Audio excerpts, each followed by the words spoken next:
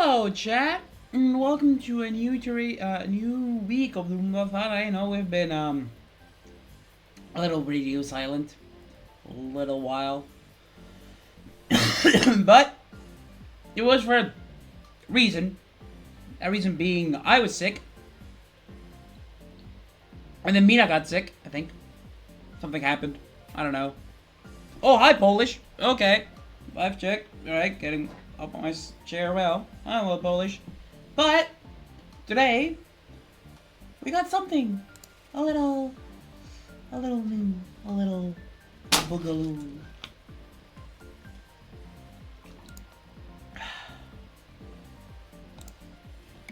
Hello, boys. Hello there. Hello. Are you all ready? You ready for I am. the surprise? The new vibes we got for chat to appreciate? Here's your Our vibe chat of check. currently 8 people. Incredible. Indeed. Surprise!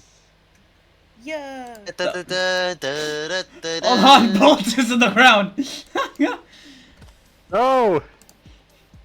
Alright, he's very small, but we love him all the That's same. what you get for showing up late. True. He is true. very small, That's wow. concerning. Hold on, There wait. you go. Don't worry about it. It's just we're gonna have to use the backup We have chat. tech difficulties already? Amazing. Indeed. It's not To one be of fair, my it's streams. not like we could pre-check chat. There we go. And there's the backup job. Oh shit, gameplay in the Roomba. Oh, that's always been there. Yeah, we've the- always had Gran It's always Turismo been during there. Roomba. True, mostly because I don't know what other game I could put in the background. of Theoretically, always we Roomba. could put yes. a chat box scrolling up. True, that could also work. But for now, we have cool. The point is, Cool we have production Viper. value. We have production value. We've doubled our annual Yeah. budget to 2 cents. Exactly. we have a little bolt coming out of the DL box each time because it's Every funny. time I speak, I just pop Yes. off. It's like, Ta-da! hello! Hello.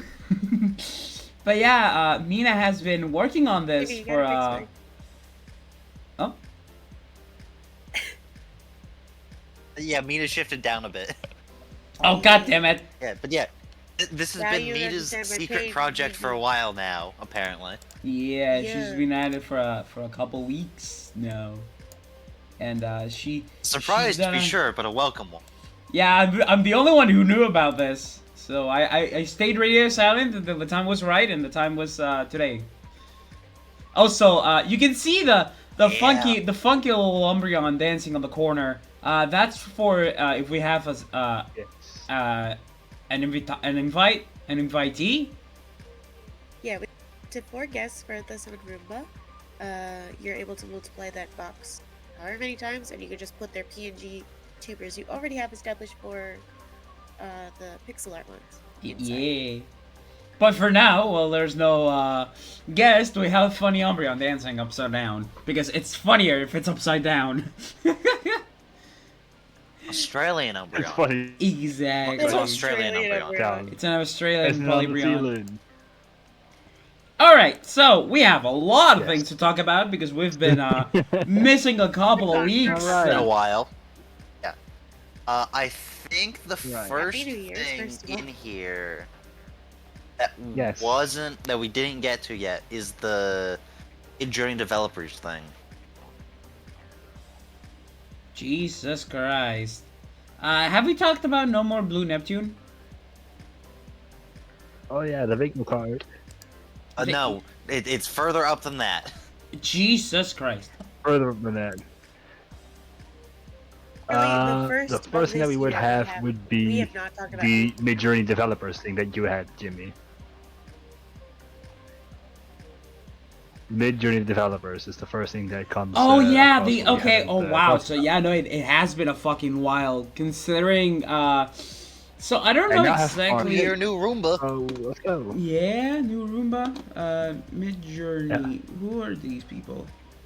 These are the people behind D&D. What's it? Magic?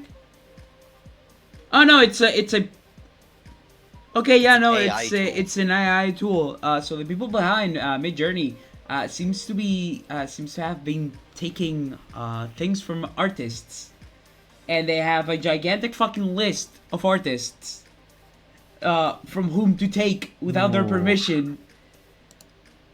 AI training data. Yeah. And there were some dead artists in that list. By This the was way. a thing we looked into, however, several weeks ago, so we forgot. We forgot. We forgot. Oh yes, I Oof. remember some AI dead artist candles similar. It is kind of The, fucking the spooky. AI generated content. Okay, so speaking of AI generated content, have you heard about what happened with Bandai not too long ago? Oh. So Bandai the released people a make what? Naruto fighting game not too long ago, and it's not Naruto. doing too well because people are noticing Oh. the voice acting is a little different. Bandai, as in the people. Oh The no. voice actors do not remember voicing any of the lines for these games. So the theory at the moment is that Bandai, who is responsible for a bunch of anime-related merch, has used AI-generated voice acting for the Naruto characters to do this game to keep the costs low. They're denying, but the speech is very weird. Whack. Fucking Let me whack. see if I can find the game. That is fucking. Just. Ah.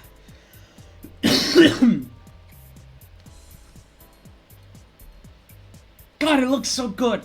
I cannot stop gushing about this. Sorry. Naruto game accused of using AI voiceover is just sloppy editing amidst Bandai. But Honestly, like, it, art is bad. I feel like their easiest out wouldn't be like sloppy editing or something. Like, yeah, no, to keep the budget down, instead of getting the official voice actors, we hired random budget ones. I feel like Yeah. that'd be the easiest out. Yep. So it's like, but you know, I'm Yep. not a game dev, so you know who is the next thing in the thing. Oh is boy! Yandere Yes, Dev's next apology thing. video. Yes, Yandere Dev's Pull out the apology bingo video. cards, lads. Well, that's So- one so- thing marked out of the See, that's what I was 2024. wondering. No.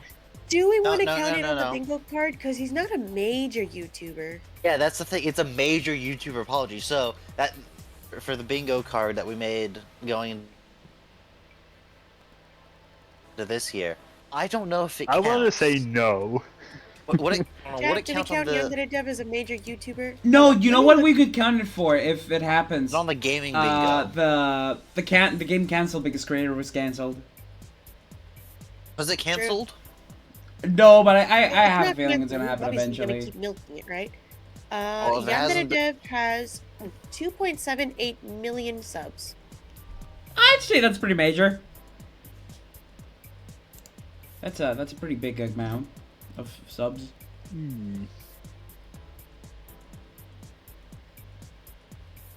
Actually, you know what? Sort of could get crossed off the bingo card. What could? A popular fan project killed by Corpo. Oh? Yes, because one of the things that there's a few of these that have happened. I don't know if they all happen within it, but Valve clapped down on a bunch of Oh, true. TF2 things True. for a variety of reasons. Yeah, you had the TF Source 2, the TF Source 2, which got killed. However, the devs behind it admitted they're planning on shutting that down anyway, and Valve just kind of came in and was like the final. All right, Yeah, now we're okay. done. The other one though was Portal 64. Huh?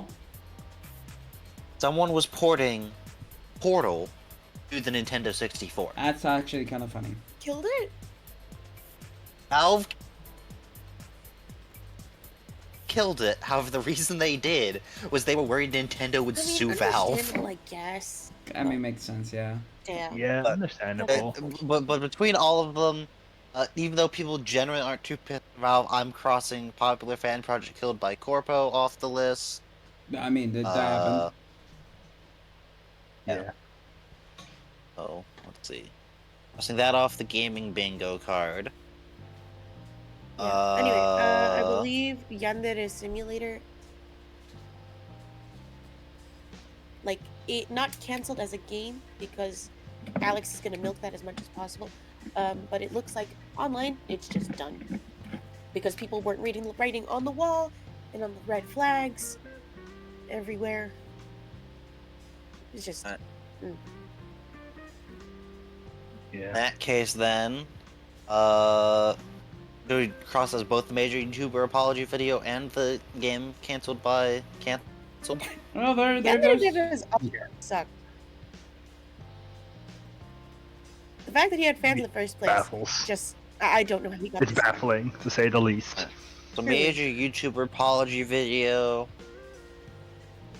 And game canceled because creator can't. Yeah. All right. Jimmy, you wanted to talk about The those next cancer stuff. thing. I mean, I just wanted to point it out because that's actually kind of fucking cool that scientists keep discovering ways to fight cancer.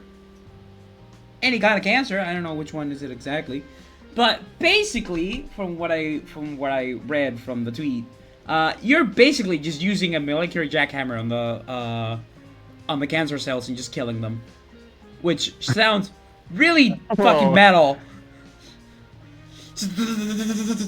Because they vibrate so hard they break apart.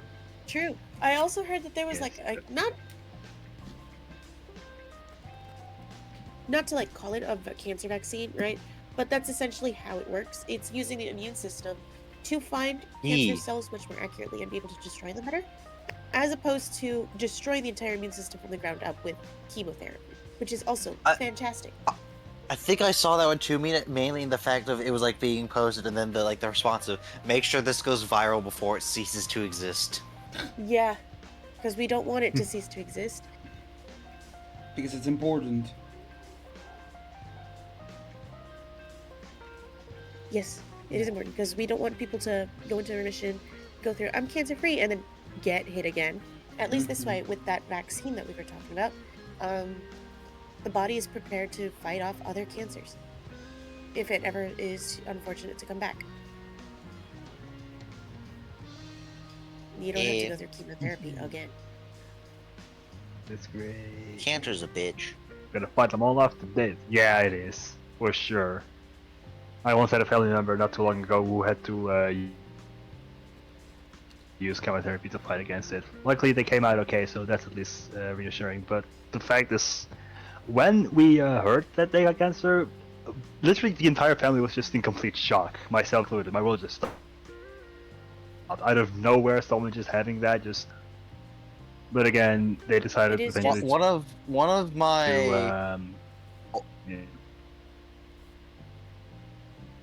one of my classmates from a lot of my schooling, actually, like preschool through like middle school classmates, they recently lost their mom because they got diagnosed with a cancer. Like the next, like, ooh, yeah, no, we found it, and it's like, yeah, no, that's the big no part of it already. Like by the time it was found, it's like yeah, no, even it was found at the point where it's like, even if we had like quote unquote the cure for cancer, it was probably too far gone at that Which point is anyway. always unfortunate. Levels of ooh, like they got diagnosed with it, and I think by like the end of the month they were gone.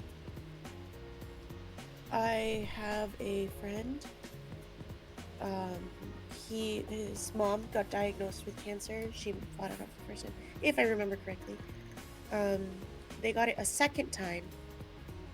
His mom got diagnosed with cancer a second time, and the next morning she was gone. Ooh. Moving on from this dreary subject, X has lost Mina. 71.5% of its value since Elon Musk bought it, as of January 3rd. It is worth more than half. It has lost more than half of its value. That is incredible. Fucking, I can't do math that high, and even though I know that's pretty bad. Also, we just got compliments and mean on Gran Turismo 4 being good tastes at Jimmy. Thank you. I mean, it is like an easy game to show. It's We also got 10 decently viewers! pretty. Yeah, No, we're we get to double the digits. double digits! And it's back to 8. Oh damn, they dipped. Damn. By the way, people that are coming in from Mina's server, just if you like the vibes that this provides, do consider following. We are 7 followers away from 200, and if I reach 300 followers by the end of the year, I am planning to do something with Pokemon Emerald Kaizo for 2025. I have no idea what. I just know it's coming. Oh, Iso. Hell yeah. Alright, the next thing Oh, in the boy. idea box, unfortunately, I don't think we can do because the fact is, I put it in there, and I worded it vaguely enough to like not spoil it. However, it's been so long, I don't remember what it's referring to. Well, Because it's like- all we know is just Russia embarrassed themselves again. I put the latest new trend of Russia embarrassing itself. And I'll be honest, I've forgotten which one it is. That kind of shows how Do you have the slightest idea how little that narrows it embarrassing down? it is. February 4th, so who knows? I think they just kind of. Oh wait, I think I know what that was. That may have been from when Russia kept accidentally hitting themselves. Or maybe that was a previous one. I don't know. Moving on. The French literally shitting on the government. Yeah, With an that was great. asterisk. Yeah. So this one, if you're not aware, chat, the French protest better than anyone else on the planet. I will tell you, the French know how to protest. It is a national pastime of the French. A bunch of French farmers got upset about something, so they drove into town with their tractors and stuff and sprayed manure all over government building. They literally just sprayed actual shit on the Wow. buildings. Like, There's just Dang. manure all over the front you of the go building. France! Like, They quite honestly, lit- as They're shitting on the government, literally, huh? They quite literally the French shat on their deserve to get made fun of for some things, but the one thing that is absolutely based is the level of contempt they have protesting for their shenanigans the government. French get up to. Yeah. It is, I think, just the best one is in like one of the previous big protests. Like someone who like got like a grill and like welded it to like a little truck. They set like on like the tram tracks in the middle of the road and was just pushing it down, grilling like hot dogs or whatever, and I hand out to the other protesters as they march down the street. Honestly. It's professional, the level of shenaniganry they get up to. Jesus Love Christ! it. I just got jump scared by a fucking cat. How you kidding? What do you mean you got jump scared by a cat? I just suddenly hear my cat fucking hi PK Bear Claw. I do not understand Japanese. Yoroshiku onegaishimasu. But yeah, I just suddenly hear meowing. It's the cat Terry. He just got put into my Hey room. bear.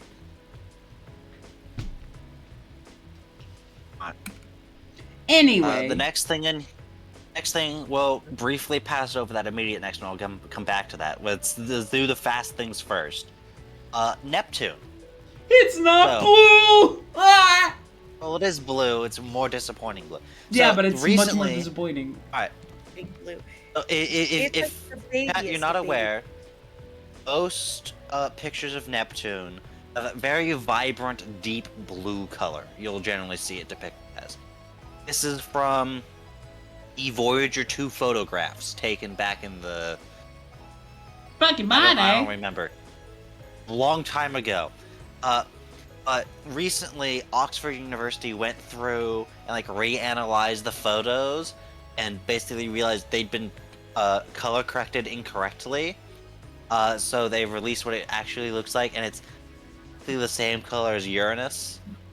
So there's a little bit of the deeper color in it a bit. I see some of the but, white like, spots that were there. But You can see it's- some of the spots on it still. You can see a bit of the deeper color compared to Uranus, which is just a flat, uncolored ball. But yeah, it's sad, but at the same time, it does explain why they were so different colors despite being made of the same thing. Is the fact that the color was done incorrectly. That makes sense. Been left Have for you how commented many on that years? in there? What year did we discover Neptune? 35? Yeah. We've been missing Neptune one was for discovered a long 35 time ago. It was 35 years ago that Voyager 2 did the flyby that got us those pictures of it. Neptune discovered year. Neptune was discovered in 1846. Gotcha. It was discovered long, long ago. It was only in Voyager 2 when we got the good photos of it. It's like how when New Horizons went by Pluto and we got the good Pluto pictures.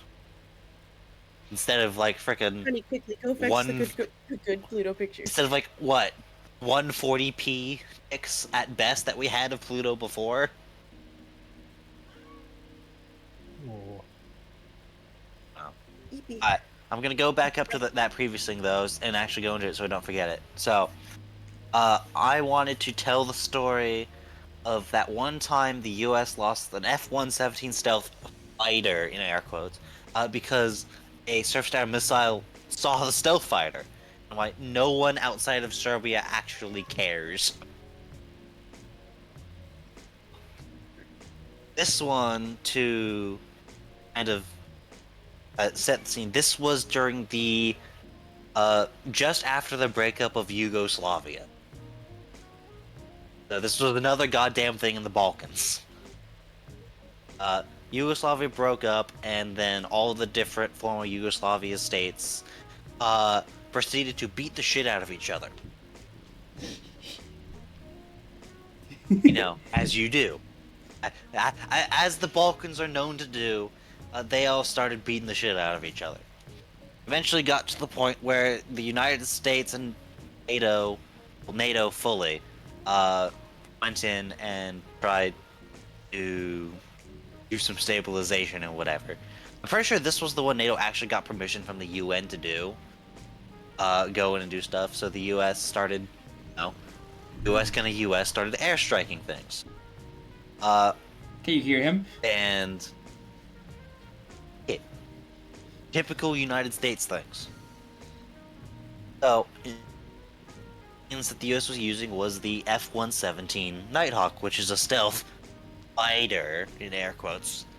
And the reason it's called a fighter is they needed to get fighter pilots to fly it, and fighter pilots, if you've ever watched Top Gun, have ego to end all egos, and they would not accept being demoted to a bomber pilot.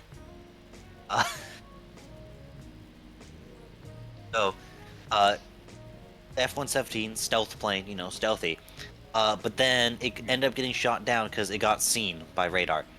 The thing is, the U.S. actually looked into it and like what caused it, and basically like, you know, this was entirely because we got way too fucking complacent and they got really lucky. Because the U.S. was basically flying all its planes out of one airfield in Italy. The Serbs had someone watching. And on the night this happened, F-117s took off, and literally nothing else. Ah. So, Ah. and the reason this is important is this meant that the Serbians knew the only thing that would be in the air was the F-117s. So they could set all their radars to a mode that maybe would be able to see them a bit better. It also meant they knew that the Americans didn't have any aircraft up running suppression of enemy air defense missions. Which means all the radar sites didn't need to worry about turning themselves on, getting spotted, and then getting bombed. So what ended up happening is one of the radar sites turned it on, did a radar sweep, saw nothing, turned it off. A bit later, turned it on, did a radar sweep, saw nothing, turned it off. At this point, what he should do is move. Because, you know, radar sends stuff out, gets spotted, run away, so you don't get bombed. However, he knows there's no suppression of enemy air defense up, so he turns it on a third time. Ah. And he gets a return. Yeah, and on the third time, he gets a return. Because, I kid you not, in like, when he turned the radar on and when it sweeped around to the part of the sky the F-117 was in, it hit the F-117 for the literal, like, 1 second the bomb bay was open. Wow. And that meant that it got a return. fired 2 SAMs at it, 1 missed, and the other hit, and went down. Pilot ejected. He got recovered. It's like Serbia, like, is like super proud of this. They got like the museum of some of the wreckage. Like, they've got like merchants like we didn't know it was invisible, blah blah blah, and the Americans are just like, eh. It's kind of like the English are super proud of like the World Cup win over Germany in like the '60s, and the Germans are just like, why are you still on this? Who cares? There's like a super big thing there. It's just, oh yeah, yeah. It's like no one else cares. It's literally just a Serbia thing. And the thing is, the Americans didn't even like try and like block the recovery of the wreckage or anything, because the Americans are like, eh, that's old shit. We got new shit. We don't care if Russia gets it. They probably have Yes. something already. Well, Probably. they probably the Americans didn't care, and well, now the Russians have something sort of. Yes, U-57, but like sort of. The PK Americans says, don't classify it love as fully APA stealth, terms, so beautiful track. Huh? Oh, I was reading the chat. commenting on the Oh. moving on to one of the things I randomly came across. There's apparently on Steam, there's apparently an official Alex Jones video game. Let's see what info I can find on it. Oh. Hi there, cat. I've gone to this server where this got like sent. So it's Jones NWO Wars. It's just the little Steam link, just blurb is play the official Alex Jones video game. Save the world from the evil globalist plot to turn everyone into bug-eating, pod-dwelling libtards. Stay tuned for future bonus levels and characters. Here's It's just the most. like some splash art of the game.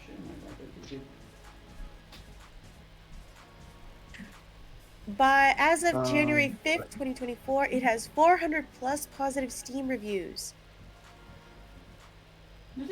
Of those, I actually have like one of the people sent. It's just recommended, product refunded. The Globus don't want you to know this, but you can complete this game in under 40 minutes, and the Steam refund policy is under 2 hours. It's just like, just the most ridiculous thing. But it's like, what weirdos in the world? You do you, I guess. It's just kind of comical, and like the level of sounds about right that you kind of expect from stuff like that. But it's like just why at the same time? Why? So I have an article here from PC Gamer. It says, it won't surprise you to hear that Alex Jones NWO Wars is not a good game, but it's warmed over meme jokes. Meme jokes have accrued over 400 positive reviews in just a few days. Reading them is awesome. They have the energy of those commenters on Reddit, all trying to be the funniest guy in the room by saying the same thing. And Alex Jones NWO Wars, whatever the fuck, seems to be cresting a wave of meme popularity, yucking it up to the platform after a more limited release last November. The best thing I can say about the game is that it took me about 36 minutes to beat, well within Steam's 2-hour refund window. Also, fair is fair. The pixel art is bafflingly competent. It is kind of a corporate indie look, something you might see in the okayest Steam releases of the mid-2010s. Otherwise, it's kind of a piece of dog shit, and quality aside, it's an embarrassment for the platform. When you said it surprised no one that it's not a good game, I snorted because I was taking a drink and I made a mess. I had to go quickly grab a paper towel and clean it up. Huh? It's glorious. There are funny ways to make fun of Bill Clinton, but the quip, quote, "I did not have sexual relations with that saxophone," is not one of them. She repeats that line and like 2 others ad nauseum during his boss fight on Little St. James Island, Bill referred Clinton? to as Epstein Island in game. There's a fight with Bill Clinton on Epstein Island.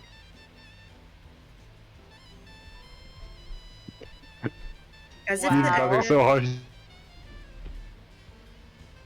like Forget the doesn't pick Reddit it up front page. anymore. This crap is in your circa 2011. I tip my hat to you, sir. You win 1 internets today. Oh, that is shit post the game, and it's glorious. There is another boss fight. It is called the Crooked Witch of the West Wing, and it is Hillary Of course it is. Clinton with devil horns on a broom who shoots Kamehameha waves with babies in cages in the background.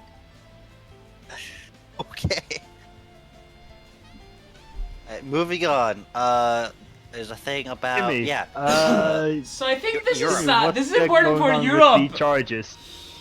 So this sounds pretty important for Bolt and I, For me. considering well, we're both European, so Yes. I let the Europeans talk for this one.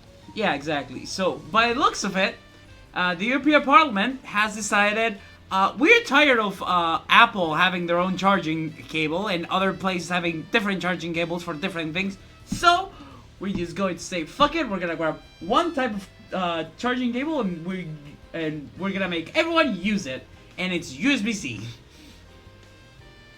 Well, It's easy and for the love It's of easy, God, it it's just small, makes it and simple for what you it can makes use it what. so much simpler to charge everything. it does. Because you don't need to worry about, oh, you have this kind of, do you have USB-A, do you have USB, no, you have USB-C, Thunderbolt? take it or leave it. Yeah. The Honestly, the one thing I Apple will say finally though, going to USB-C feels like I don't know. It feels like Apple people, like Apple loyalists, are so fucking out their ass, or at least they were when they got USB-C cables. Because like, yeah, congratulations, you caught up to the rest of the world. the thing is though, if I'm as someone who has some IT knowledge from the university, USB-C is does have one problem with it. Which is That's the fact that unlike any other form of USB, USB-C is the port standard, not a cable standard. So there's USB-C cables that can, like 50 different versions of USB-C cables with different capabilities. Some can do data, some can do only data, some can do data and power, some can do power only. There's power at different levels, there's data at different speeds, it's a whole mess. I'm sure they'll also take care of that, hopefully. But you know what?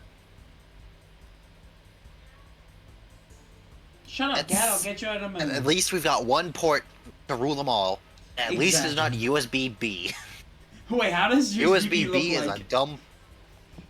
USB-B is a square. Yeah, it's Ah. a square one you're familiar with. No, that's USB-A. What was USB? USB-A is the one most USB things are. Then you've got USB-C. Yeah, USB-A is the wide rectangle that you have to flip it over 3 times in order to get it in the right way. USB-B, I'm trying to find a good picture of, hold on, here is... There's the... I'm gonna put it in images. At least that's what Google is telling me it is. Hold on, I've got a graphic here. I'm gonna quickly crop the screenshot.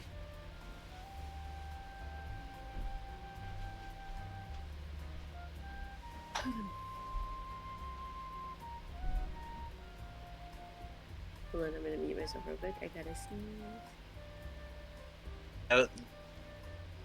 Here we go. The picture Mina has is of... It's an extra USB-B thing to a USB-A cable. USB-A, USB... There's a whole bunch of S with USB, there's a whole nonsense. bunch of them. A bunch of standards, but you know what? For the most part, people use 2 of them, and that's USB-C and USB-A. Micro USB and mini USB have fallen by the wayside. And anyway, Bolt got a job. Yes. Well, it's already been 3 weeks since this one, so... How's it going so far? yeah, it's going pretty good, actually. It's nothing too interesting, if I'm gonna be honest, but the same time is there. Um, Yeah, how did it go? Essentially, what I have to do is, you know how some stores have a spot where you get money back from that kind of stuff. You know how that works? Do you have that kind of What? stuff in America as well or not? Hold on, I repeat guess that? I didn't catch do that. that. See where I'm from. Well, at the very least, I know where I'm from. I'm not sure if it's everywhere else, but some plastic bottles or small cans have a small additional fee that you pay whenever you Ah, buy the yes, thing in yes, yes, question. yes, yes, yes, yes, that's the thing. Yeah, and It's then the when you return it, you recycling get that return money for back. those? Yeah. Yeah. When you recycle it, you get the money that you spend extra for it Yeah, back, there's a which system for that in in my the country US, is but 15 cents. But it's essentially it's that where you just pay something extra, and once you return it, you get the extra money that you pay for it back, as in yeah, I don't think anyone to in the US actually returns them because it's intensifies like returning not everything. worth enough for them to do it and for the extra hassle. Americans are very lazy.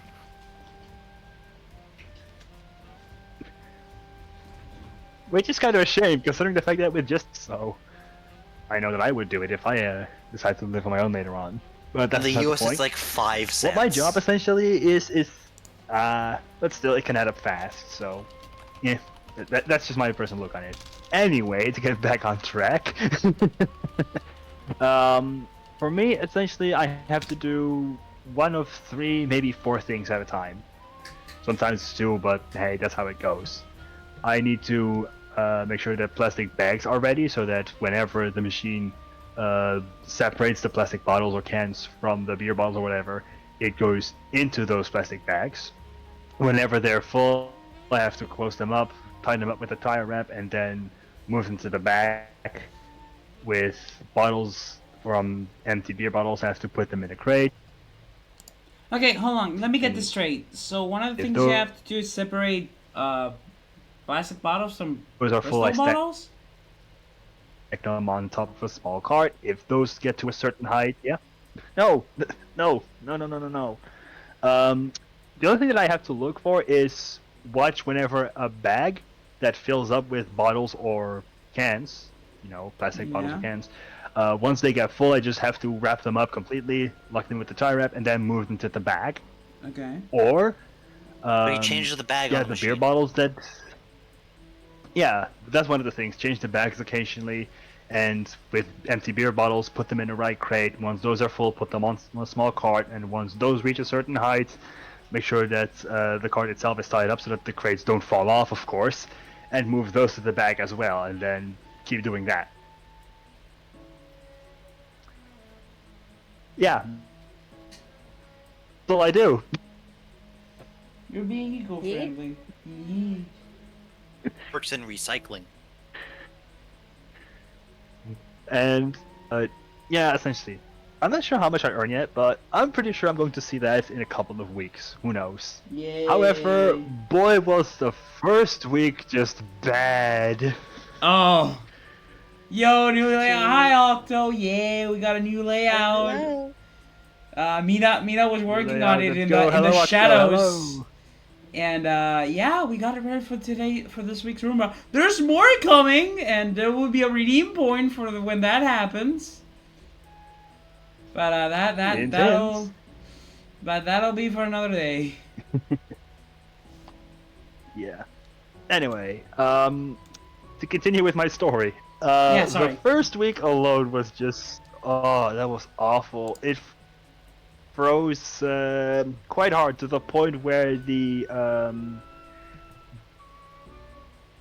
like shift for my bike to move faster or slower with more or less at first gear, which doesn't mean that I don't need to move my legs fast to move, but I also as a result cannot go really fast. I'm really slow with that. I couldn't change because it was frozen solid, essentially.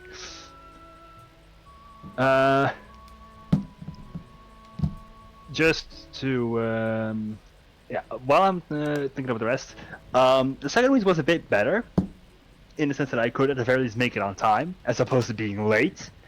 But then I had one coworker who just asked me continuously to clean the place up from the bottles that had fallen on the floor. On one hand, yes, I get it. The place needs to be looking good and whatnot. On the other hand, however, my mind only has so much space. I cannot do much, damn it. Of course, I ultimately just decided, you know what, I'm just gonna ignore that because I focus on what I am doing. And on that same week, I also had one customer who just had to hit the bell to ring the bell multiple times because there was something going on. I didn't know what, so I just went there, just asked kindly, "Is everything working?" And I just get the rudest reply. They just told me, "Yeah, you can see that it doesn't work, right?" And I'm like, "Whoa, calm down. I'm only asking if things are going right." I look at the screen and I saw that one crate didn't go in. I look at the screen and it says to turn the crate around and try again. So I ask the customer, "Could you just do that?" And it works. Oh my Sometimes, God. man. The last week, not so much anything of noteworthy. Not really. Outside of the fact that on the Wednesday on my way home, I nearly got hit by a car, despite the fact that they had they did not do that. That was something. But I'm all good. I'm all good. So there's that. And regarding the first week, for those who live in America, minus 6 degrees Celsius, which would be around 21.2 Fahrenheit, just for reference on how cold that first week was. Yikes. Oof. Certified It wasn't oof fun, moment. but yeah. At least you've got the infrastructure for riding your bike.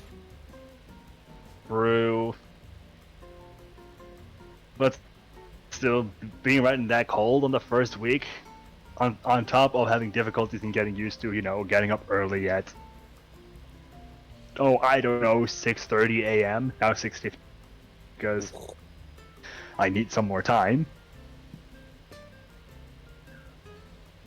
Oh, today's Thursday's just fine, so I'm managing it.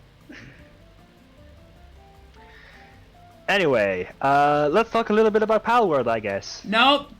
That's for last. Because, Nope. boy! That's not even That's last. not even the next thing that's in there anyway. The next thing is Meep gets to talk about the Rocky Mountains being dumb. Right. Oh. Considering there's so many Power World things on the Roomba, on the idea box, we're going to do Power World last because boy, Variant. Wait, do we're gonna I cover have things Power to World talk all about. at once. Exactly. Oh, Rocky Mountains. For those of you who may or may not be familiar with American geography, the Rocky Mountains are also known as the Continental Divide. It's the really big mountain chain that runs from up in Canada down basically the entire height of the US. I think basically all the way to Mexico. Huge mountain, like hold on, let me Rocky Mountain. Let's see if I can. There's a copy image.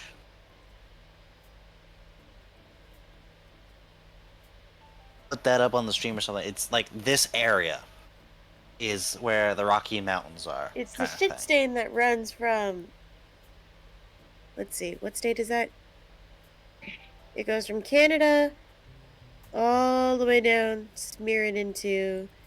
See, that's Arizona. I'm assuming that is New That's New Mexico. It Yeah. goes through 2 Canadian territories: Montana, Idaho, Wyoming, Colorado, Utah, and New Mexico. A huge mountain range, the largest mountains in North America. Big, and the reason that they're kind of weird is why are they there specifically? Yeah, I have an article by the USGS. I don't know how to say this. What? Because Okay. basically I assume it's the U.S. Geological Survey. Yeah. Basically, the whole point is Probably. so Jimmy Bolt, and Mina too. Are you familiar with how mountain ranges tend to be formed? A little bit. Yeah. Yeah, depends on the kind, right? Because it could be either be by what's it called? By tectonic movements or by uh fucking volcanoes? Or volcanic. Yeah. So those are the two main ways mountains show up: is tectonic plates, specifically convergent plates, and volcanic activity are the two main ways you get large mountain ranges. Yeah. Now, the thing is with the Rocky Mountains, there's no fault line there, and they're not volcanic. According to the USGS, the modern-day Rocky Mountains are considered weird by geological standards. Most mountain ranges occur at tectonically active spots where tectonic plates collide, a convergent, move away from each other, a divergent boundary, or slide past each other, transformative. The Rockies, however, are located in the middle of a large, mostly inactive continental interior, away from a boundary. Furthermore, the mountains in this region would be expected to support only about half the size of the mountains we see today. Yeah. It's just like, why are you there specifically? Because the U.S. has like three main mountain ranges. You've got the Appalachian Mountains on the East Coast, which, well, yeah, there's like nothing there. They're also old as all hell, so they get a pass. Like, they predate the evolution of bones. There's no fossils in them. You've got the Rocky Mountains, you've got the Sierra Nevada Mountains, and you've got the West Coast Ranges. The Sierra Nevadas and the West Coast Ranges, you've got all the tectonic stuff from San Andreas Fault and all those kinds of things. Yes. I saw noted that like sometimes mountain ranges might pop up a bit inward of the plate, which is probably like the Sierras, where because of like tectonic like sliding under and back of stuff. Weird. They're like, why are they there? It doesn't make sense. Why are they there? Why are they so big? The mountains are at least 1.7 billion years old, sometime during the Precambrian era. Or the Appalachians or the Rockies? The Rockies. Alright, the Rockies then predate bones as well, because the Cambrian explosion is Pre-bones. before But we bones. still have, not shells, but pre-shells. That's when shells started to become a thing, was the Cambrian Yeah. explosion. Let's see. To be fair, geological timescales and evolutionary timescales are very different. So, according to this survey, they believe a small tectonic plate made of more dense oceanic crust began to slide underneath the North America plate very shallowly. The shallow subduction angle meant that the Farallon plate could have reached farther east under the continental interior before plunging deeper into the mantle, releasing water into the lithosphere above. Water lowers the melting point of rocks, so this newly melted magma likely migrated upward into the lithosphere before sinking. Above the sinking Farallon plate. I can't read, sorry. So yeah, the Rocky Mountains basically came from beneath the ocean, according to this theory. Or A theory that hypothesis. like subducted weird kind of thing. It's like the Yes. leading theory. Yeah. By usual standards, the rocks should not be there, and they were further cut out by glaciers. Yeah, the glaciers also contributed to a lot. A lot of the glaciers are also one of the reasons Canada has so many lakes. Lakes are cool. Lakes are. Canada has like I forget the I think it's like Canada has like 1/3 of the world's lakes. Doesn't surprise me. I mean, it is a big fucking. The thing is, Did they it's just big. throw soup on the? Okay, sorry. I'm just like, did that just happen? Did that not happen a while ago? It was a different 7 hours region. ago. Yeah, no, the thing that happened a while ago was on the sunflowers.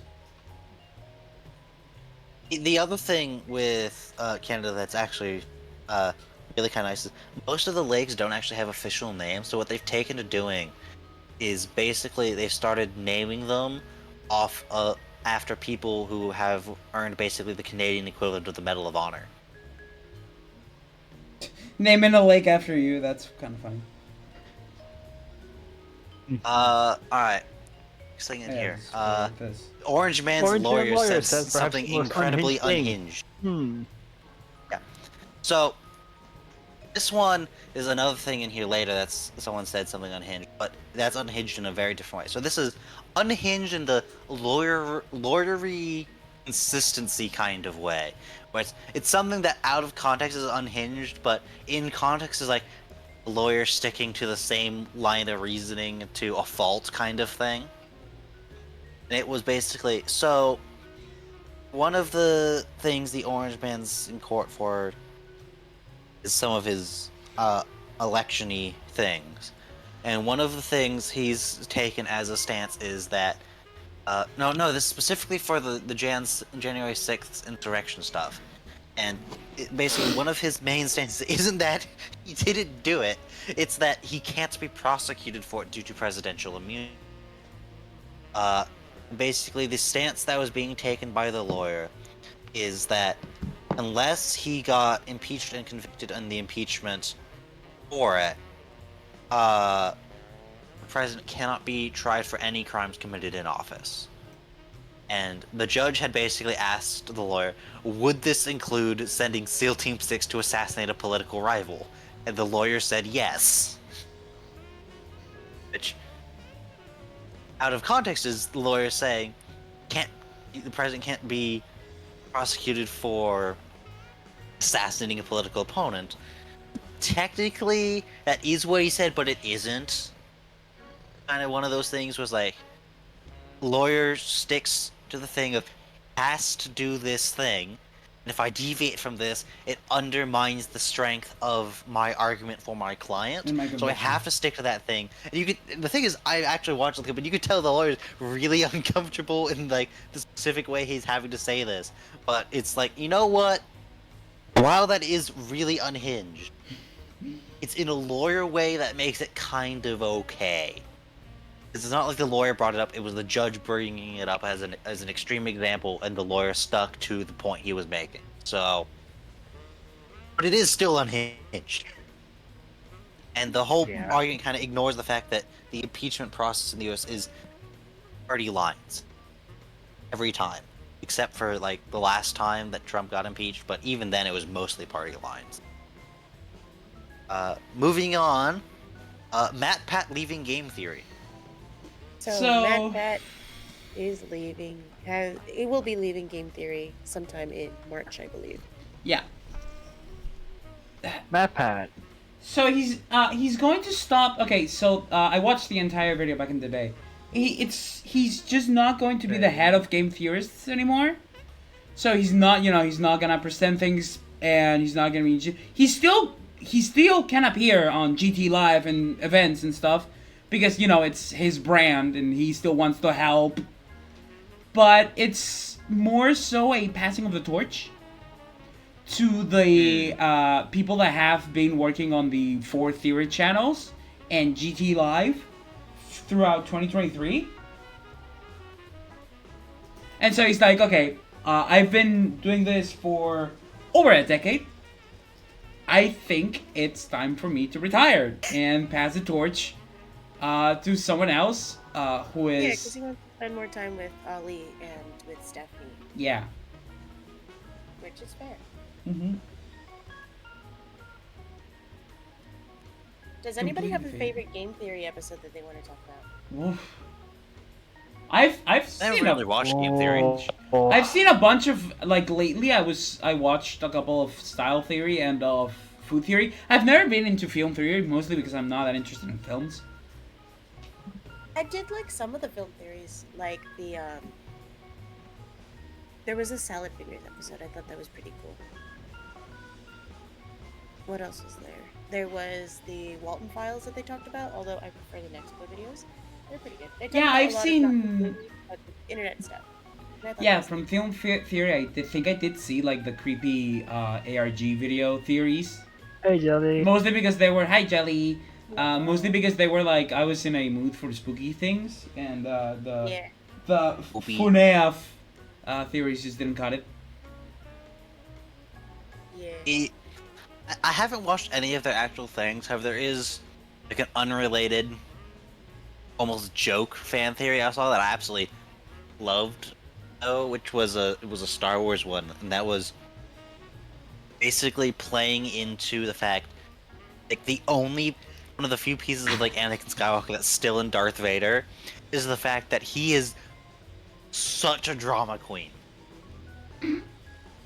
That is And the only it thing that survived. it's one of the few things that survived was the fact that Anakin Skywalker is such a drama queen. Like for example, like in like the finale of like Star Wars Rebels Season 2, it's like, oh yeah, he uses the Force to fly his TIE fighter while standing on top of it, while also using the Force to cause his cape to billow in a non-existent wind. Ah, You yes. kind of descend from above. Or you've got like the Vision, Darth and Vader he is the scene. moment.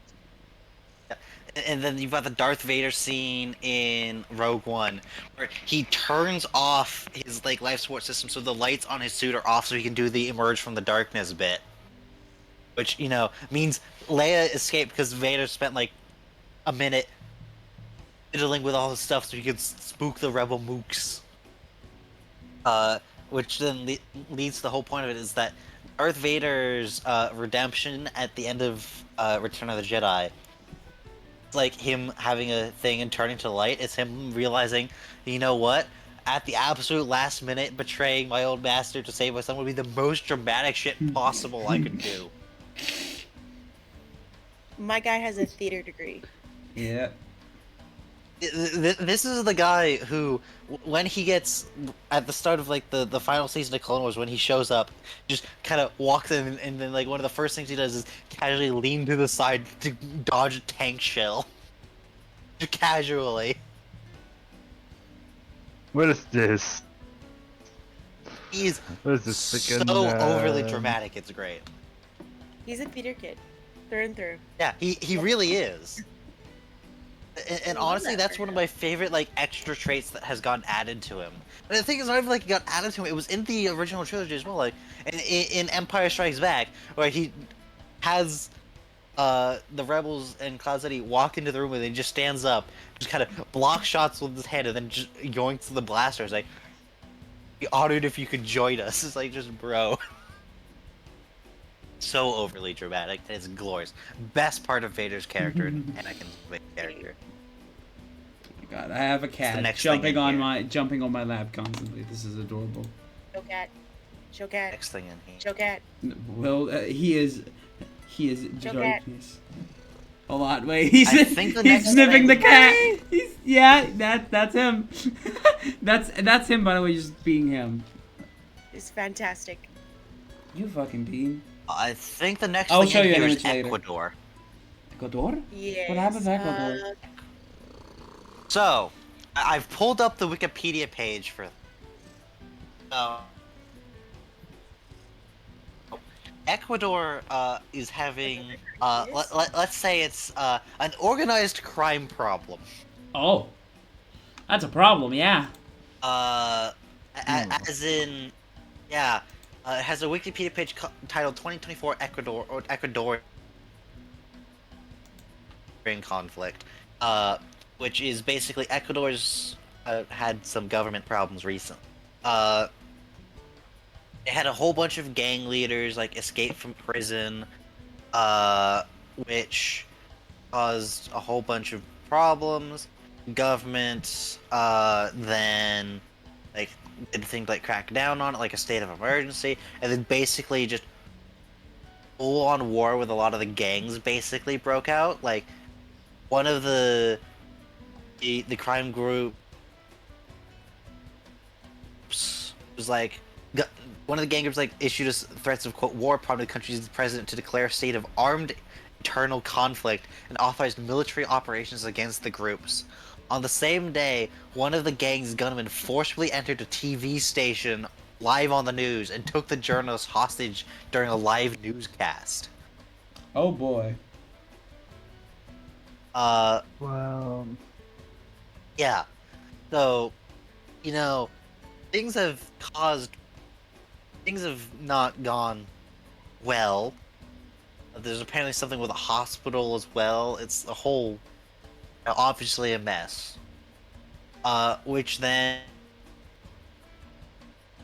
and leads us back to bingo card. I've got a question. Given that, the Ecuadorian government declared, like, a state of armed internal conflict, does this count as crossing the new war in the Americas off the bingo card, or is this not severe enough to count? I mean, it's a How I would civil say war. it's severe enough. I mean, we've had wars where people have died, right? Because I was about to ask how many people have died from it. But no, we've had like a According to the war. Wikipedia page, let me pull it back up, hold on. Go to Wikipedia. Reload the page. Let's see. So its current casualties and losses for the government: 2 police officers killed, 4 police officers kidnapped, 1 prosecutor killed.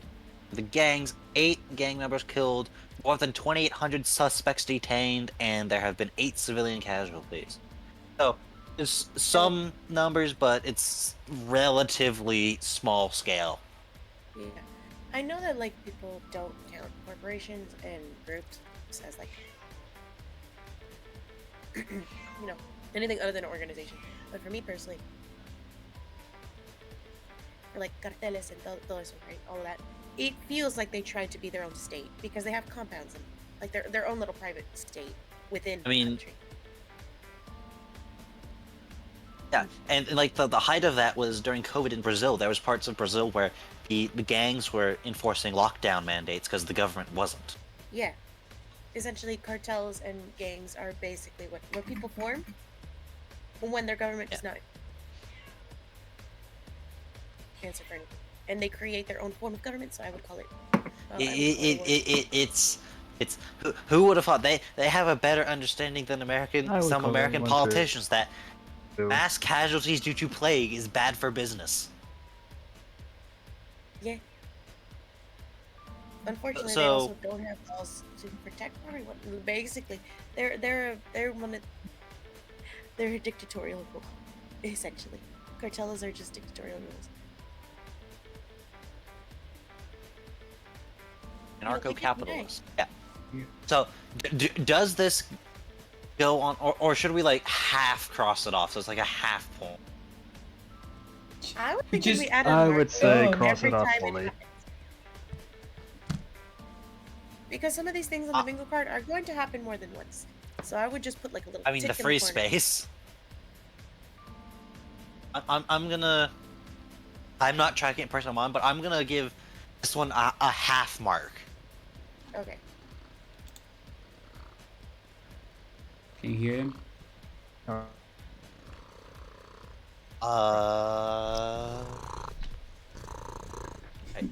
What are you Open the fuck doing? into a Next river of thing. shit. What's that about? Next As thing I said, was Valve's AI Valve's rules. new AI, just opening a river to shit. Well, it seems like there were some new rules dealing with, Steam and AI powered or created games, and might not be that good of a thing. Considering, if something like that goes through and we have, Steam powered AI games in Steam, the site's just gonna be full of them, and that's not gonna be good. Funny part. Hmm? Somehow this all loops back to Palworld. Not specifically Palworld, but the devs. Oh, there's there's a lot of things. Because of that stuff that was posted in your server. There's a lot of that when we get to it, We will get there when we get there. but not now. But Me, plane's losing parts midair again. wait, no, we're gonna read through some of the rules so that we don't just mention it and then drop it. Can someone Oh, get right, it then? right. I have the Because rules right Fair. okay, thank you. Might be. My bad. Valve has kept a tight grip on the release of AI games, but not anymore. In July of 2023, Valve said that games using machine learning content were being denied on the spot on the store, mostly because, quote, there is some legal uncertainty relating to the data used to train AI models, end quote. In other words, there are huge legal uncertainties surrounding the data used to train AI models. Despite those uncertainties, they've been in the headlines this week when OpenAI said it would be impossible to train today's leading AI models without using copyrighted materials. Valve has the day this was published was January 9th. On January 9th, so today, on this article, decided to say fuck it and just let most of the games be released anyway. In a blog post, the company said, quote, they needed some time to learn about the fast-moving and legally murky space of AI technology, unquote. And over those months have learned that it's fine, or fine enough for Valve to start making money off of them. Here's some important parts of the blog. Quote, we are Pretty sure they updating do need to content- flag that their game contains the AI generated material, though. I'm pretty sure. We'll see. We are updating the content survey that developers filled out when submitting for Steam. The survey now includes a new AI disclosure section, so there it is, where you'll need to describe how you are using the AI in the development and execution of your game. It separates AI usage into games into two broad categories: pre-generated, any kind of content, art, code, sound, etc., created in the help of AI tools during development. Under the Steam distribution agreement, you promise Valve that your game will not include illegal or infringing content, and that your game will be consistent with your marketing materials. In our pre-release review, we will evaluate the output of AI-generated content in your game the same way we evaluate all non-AI content, including a check that your game meets those promises, and live-generated content, any kind of content created with the help of AI tools while the game is running. In addition to following the same rules as pre-generated content, it comes with an additional requirement. In the content survey, you'll need to tell us what kind of guardrails you're putting in your AI to ensure it's not generating illegal content. Valve will use this disclosure in our review of your game prior to release. We will also include much of your disclosure on the Steam store page for your game, so customers can also understand how the game uses AI. Second, we're releasing a new system on Steam that allows players to report illegal content inside games that contain live-generated AI content. Using the in-game overlay, players can easily submit a report when they encounter content they believe should have been caught by the appropriate guardrails on the AI generation. The article begins to go off by saying, who are they kidding with this? Valve's existing moderation is questionable at best. At time of posting, one of the store's most prominent sellers is a game about fucking your aunt and cousins, while another is an Alex Jones platformer. To be precise, Yeah, the Alex Jones game came back. Yeah, And what's the other one again? Sorry. it's a game about fucking your aunt and your cousins. What the fuck? Okay. I have no idea what is happening, but that's what is being said in the article. Okay. So essentially, Game they're down going bad. to have you disclose. They have you disclose what you use the AI for, and how you are going to prevent the AI from doing shit that it shouldn't be doing. Yeah, that makes sense. However, AI is not at that stage yet, I think. Yeah, no, AI is far from ready. It's far from ready for the commercial use it's being used for now. Yeah. All right, So- now we can talk about the planes. Now Because I think Boeing. we've had at least. Hey, kid. Yes, Kid Icarus Pit. Roomba 2. Hi, kid. Yeah, we got new models. Fancy. New models, new So- Roomba, Knew everything. but it's the same Oh. old us. And Nekorg. She Wait. never leaves. Oh, We're yeah. the same season of shit we were last time. The Boeing Corporation has once again run into a problem with its planes. This time it was an Alaskan Airlines flight that had one of the emergency exit door plugs just blow out.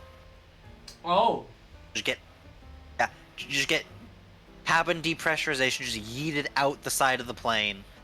Luckily, there was no one sitting in the seat right next to it. Everyone was fine. The plane managed to land safely. But you know, not great. Not a great look. That's part of why I put like in the response to it, like in the images channel, the someone AI generated some art of like freaking Alaskan Airlines plane getting wrapped in massive duct tape. Because it had some problems, and there was a bunch of groundings. Like one of the major American airlines has said they're considering not getting Boeing planes next time around and getting Airbus planes. Like yikes! Like, most of the American airlines primarily fly Boeing aircraft because it's an American manufacturer. Some of them fly some Airbuses, but it's like I think it was specifically American Airlines, like the U.S. flag carrier. It's like, no, we're gonna get some European planes next time. I think, like, bro, yikes. Converged.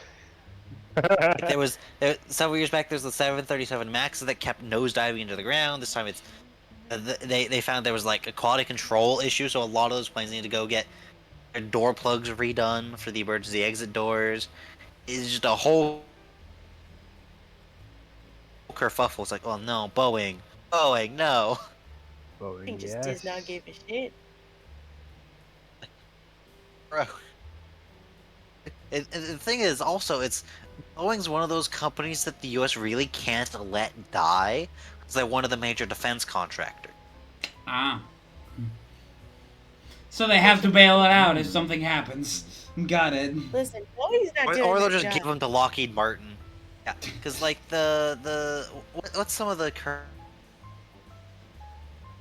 current big things that Boeing makes? I'm pulling up a list for like some of their current stuff. They made the B-17, but that's old stuff. That's much older. Older. The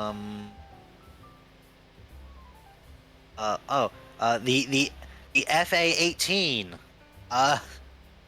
Which is the EA. They make the F-22 in partnership with Lockheed Martin.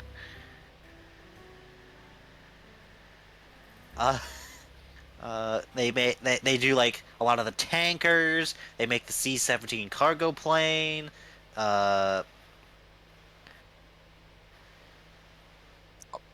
They've got a whole bunch of like the cargo planes and aerial tankers.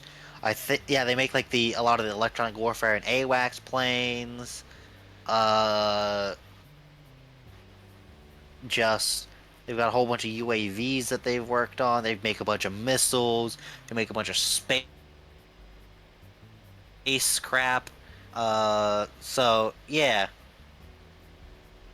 Yeah, they make they make things for the U.S. government. So, they make Air Force One. I'm pretty sure basically every Air Force One ever has been a Boeing aircraft. I think one of them once may have been like a Lockheed Martin aircraft. I don't know. But yeah, so yeah, Boeing's kind of like one of those companies that's instead of being too big to fail, it's too military-industrial complex to fail. Moving on to Twitch. Yeah, seems about right. Yeah, it seems like we're still not. Yeah. You know the funny Yeah, thing, On the considering very thing that we're this. currently on. Hey! Hey, hi, Amazon. Thank you very much for your support. But they seem to still not be profitable. You know the funny thing? Not that long ago, I've heard news of a possibility of a change in payments from Twitch, and the possibility of you getting a better payment instead of the 50/50, which is the current payment for Twitch streamers. I've been rumors around that you can try and get a 60/40 or even a 70/30, which, for people like me, that's actually kind of fucking good. Because I bet it's even better for people who are bigger, Yeah, it's better for bigger streamers, but, bigger streamers still get a good amount of money out of Twitch, but, smaller streamers, Yeah. they get their payment sooner. In our pocket for smaller guys like us. Yeah. No, Twitch isn't that greedy because, like they said a while ago, Twitch is not making any money. Yeah, it's losing Amazon money. Amazon is the only reason that we are staying afloat as a platform. They're basically offsetting any of the cost of Twitch, but Twitch is not making any money back for Amazon.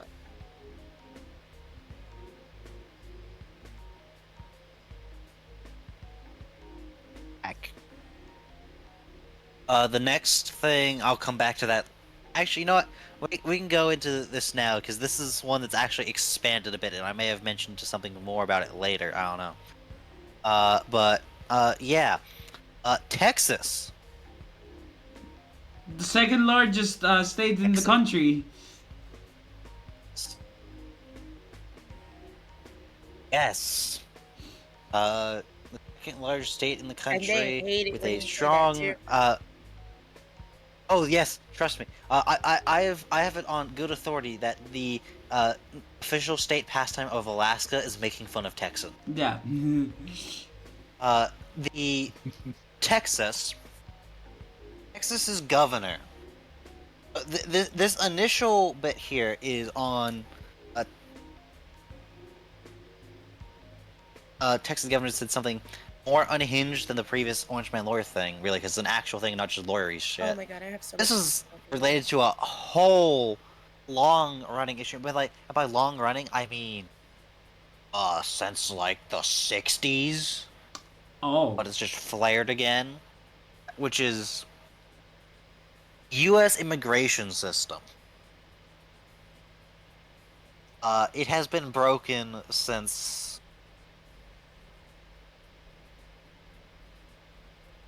Well, The US basically the immigration 60s. system still uses Ronald Reagan. instead of modern computers. Ronald Reagan. There's clips you can see of Ronald Reagan talking about the immigration system being broken. They fixed it, but it was still broken. In fact, they made it worse. And then it got fixed again, but it actually made it worse. Blah, blah, blah, blah, blah. It's a huge mess. And one of the things that's currently going on is there's currently a very large number of people trying to enter the U.S. via the southern border. And Because of some of them are trying to do it illegally, some of them are trying to do it legally, so on and so forth. Issues. Well, that's one of the things, but it's also people from not Mexico going via Mexico.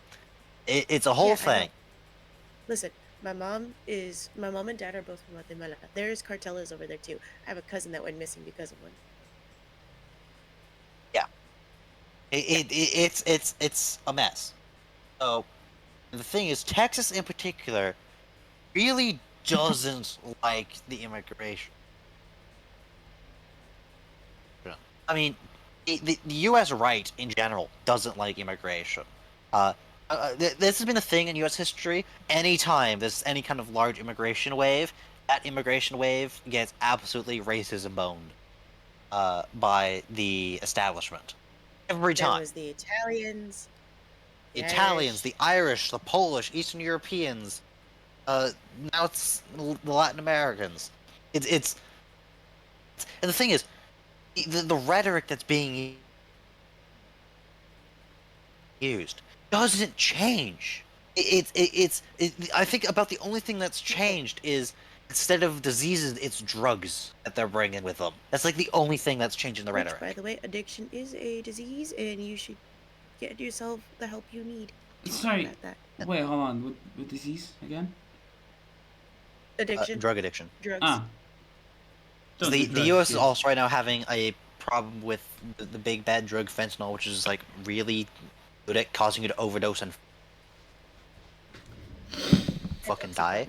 Like I saw a news story, like one of the like people who's like on freaking Pawn Stars, that show, one of like those actors or Chumley. people like overdosed on fentanyl and died. Yeah, that was a news story I saw.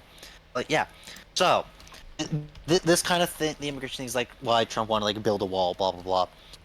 Just ignore that like the number of deportations under Trump was much lower than Obama. But I'll get back to that because there's a reason behind what drives the surge and whatever.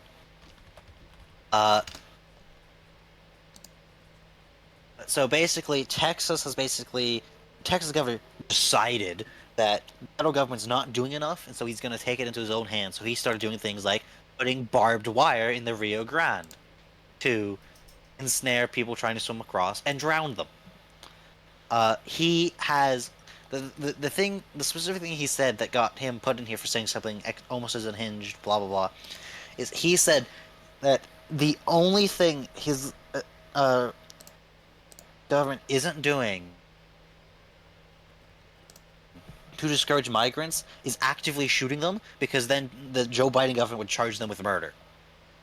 The For, sane you know, government would charge them with murder, but they yeah, don't do that. it's, oh no, I'd be charged with murder for it, checks notes, murdering people.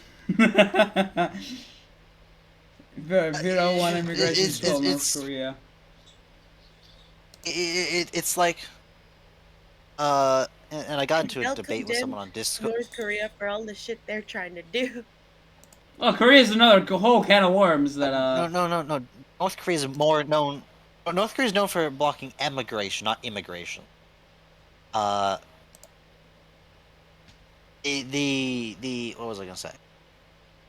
I got into an argument with someone on Discord who was like talking about it, and they kind of gave the vibe of they didn't fully understand it, and also they were comparing it to the time they were like doing border guard stuff, but when they were like in the army on the border between East and West Germany. I'm like,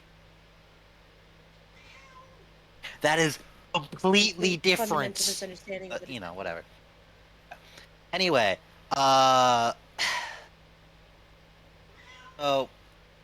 now this has progressed, because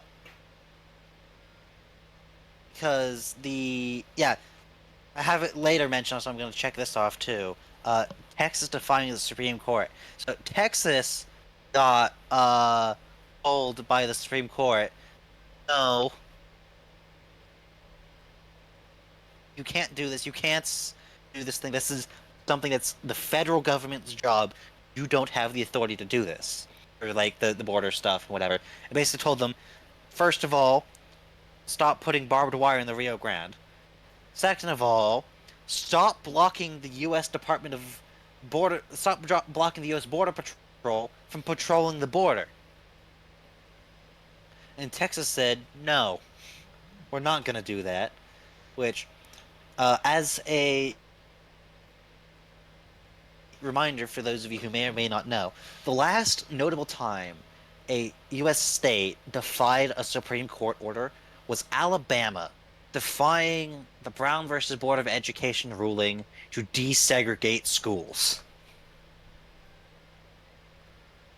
which resulted in the president taking control of the Alabama National Guard and deploying the 101st Airborne to forcibly enforce desegregation.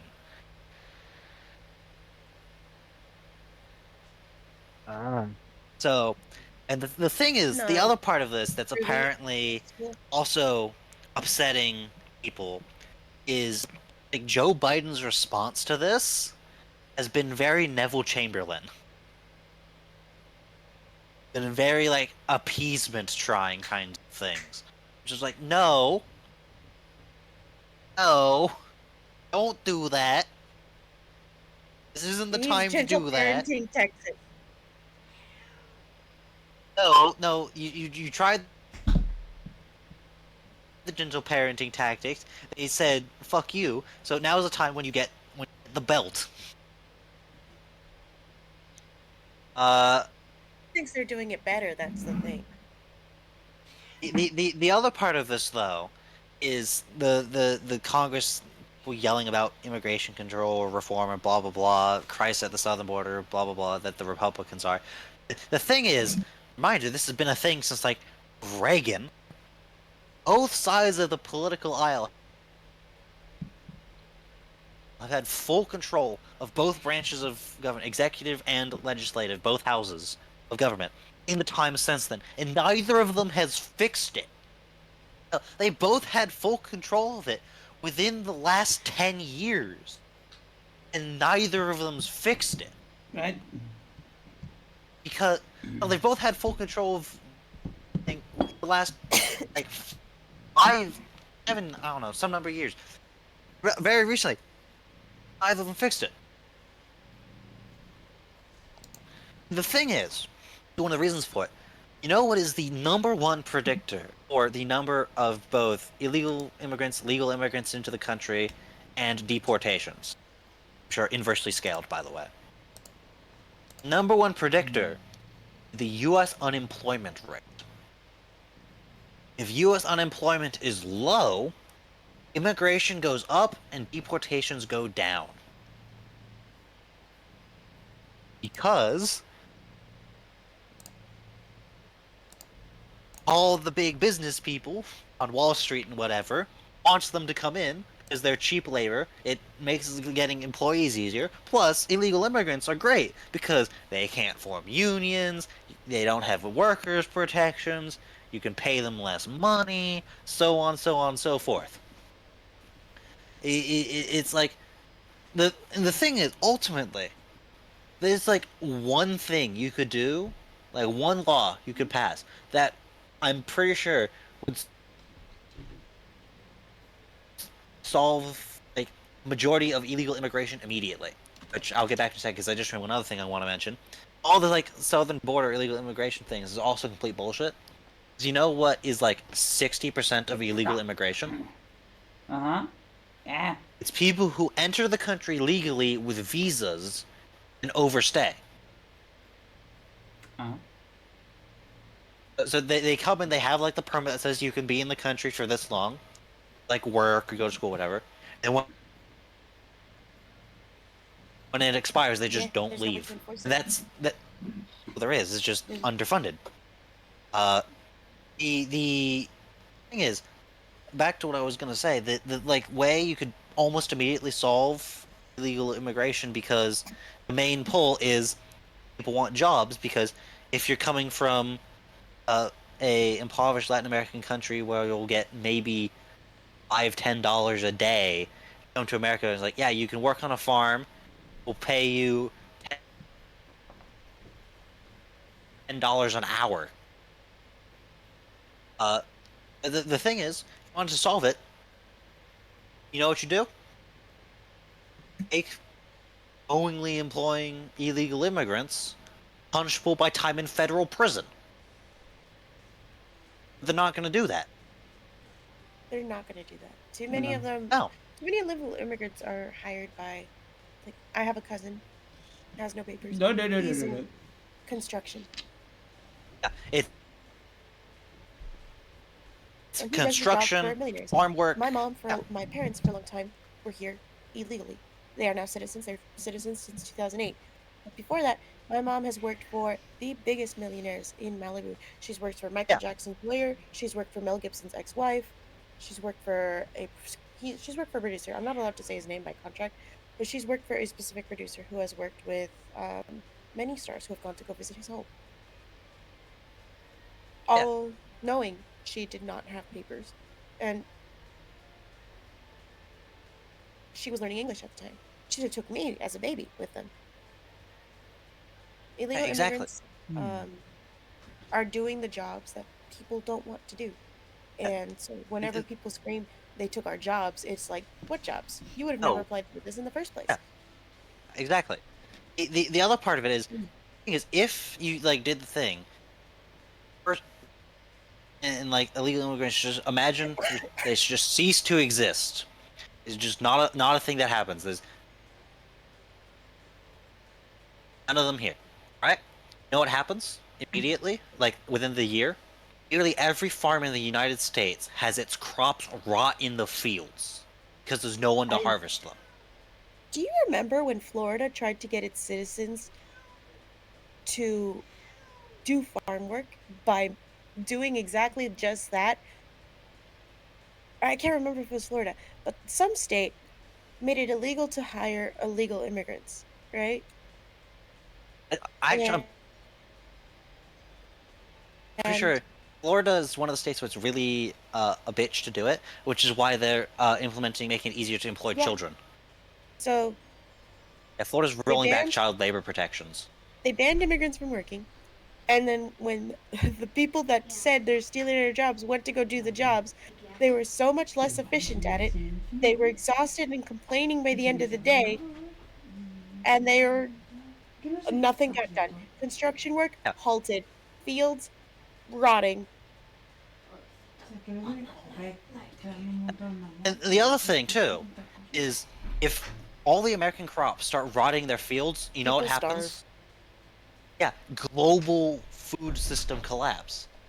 The United States grows such a large portion of the world's food, particularly food that gets sent to as food aid. U.S. does huge amounts of food aid. Also, regular corn. reminder that Elon Musk could have solved world hunger according to the UN for less than he used to buy Twitter. I don't want to solve world hunger. I want to ban people who make fun of me on Twitter. And then he lost money out of that too. At least with this one, he would have gained more money and notoriety and respect from the global, from the global audience. The to kind of wrap this up though, the whole thing is it's all political theater. All the shit in Congress of like, oh, we need borders and blah blah blah, because neither side actually wants it, really. Because the fact is, it's good for the economy, and that's all the politicians care about, because that's all the people who pay them care about. All Wall Street cares about. And the thing is, also that makes this hilarious, is one of the major economic characteristics that everyone talks about is the unemployment rate. And the unemployment rate's like really low right now in the US, which is why there's a whole bunch of immigration. So this is quite literally suffering from success, kind of thing. The other thing is the U.S. relies on immigration in order to not collapse, not just like farms or whatever, but the population. The People are American having population only continues to grow because of immigration. Like, are you familiar with the problem Japan's having with its population? Did I know that China Japan has has- this problem? China has a similar problem but different.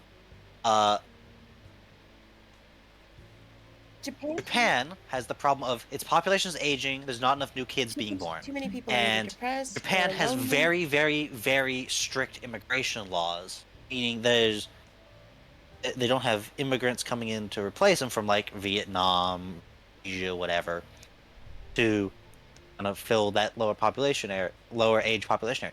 The U.S. does, why the U.S. population continues to grow and doesn't start to collapse into a death spiral, where then you don't have Japan enough is young people working, producing taxes to pay for all the social systems that support all your Japan is a very retirees. homogenous country, so they're very like othering, which is Yes. why the immigration stuff is so strict. That's if you part stick of out, yeah. if you stick out, you're basically looked down upon, right? So Yes.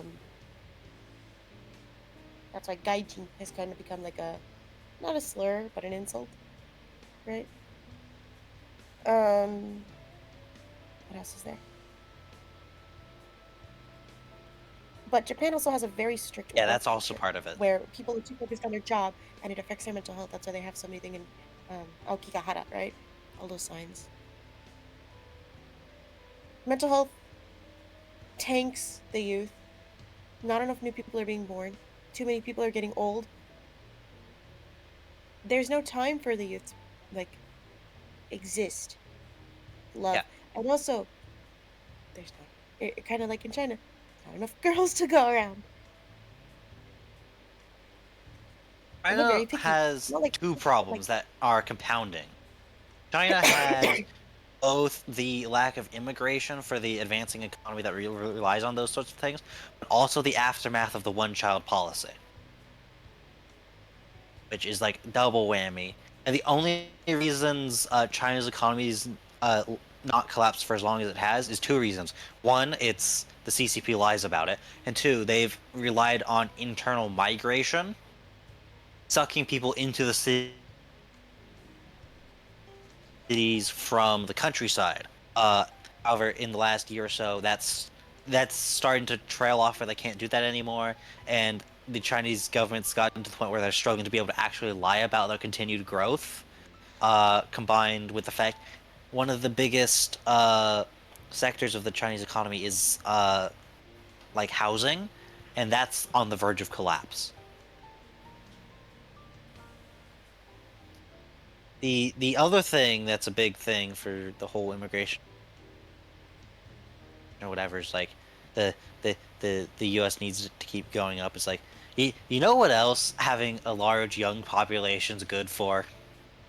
Hmm. If you have to run into problems with like I don't know major geopolitical rivals escalating global conflicts, it's nice to have a large stockpile of working age, fighting age individuals who can go and bonk shit, as well as And build shit to bonk shit with. now they're looking to get Yeah, women in the draft. Too. gender equality. Which is a good segue to remember the Houthi rebels touching boats. No. No. Uh, so that was a thing that that's been going on. Mentioned in the last Roomba. Uh, Uncle Sam has engaged proportional response mode. Oh no. So what this is, for summary, if you don't remember, Houthi rebels in Yemen, which are a Iranian proxy, have taken to attacking ships transiting the Red Sea, uh, officially in support of Gaza, but really not because they're just attacking random shit. And obviously that's bad. That's global economic trade. You do not touch that. Like, don't. Just don't. So, the Americans told them to stop. They didn't. So America, with a bit of help from Britain, went and did some airstriking.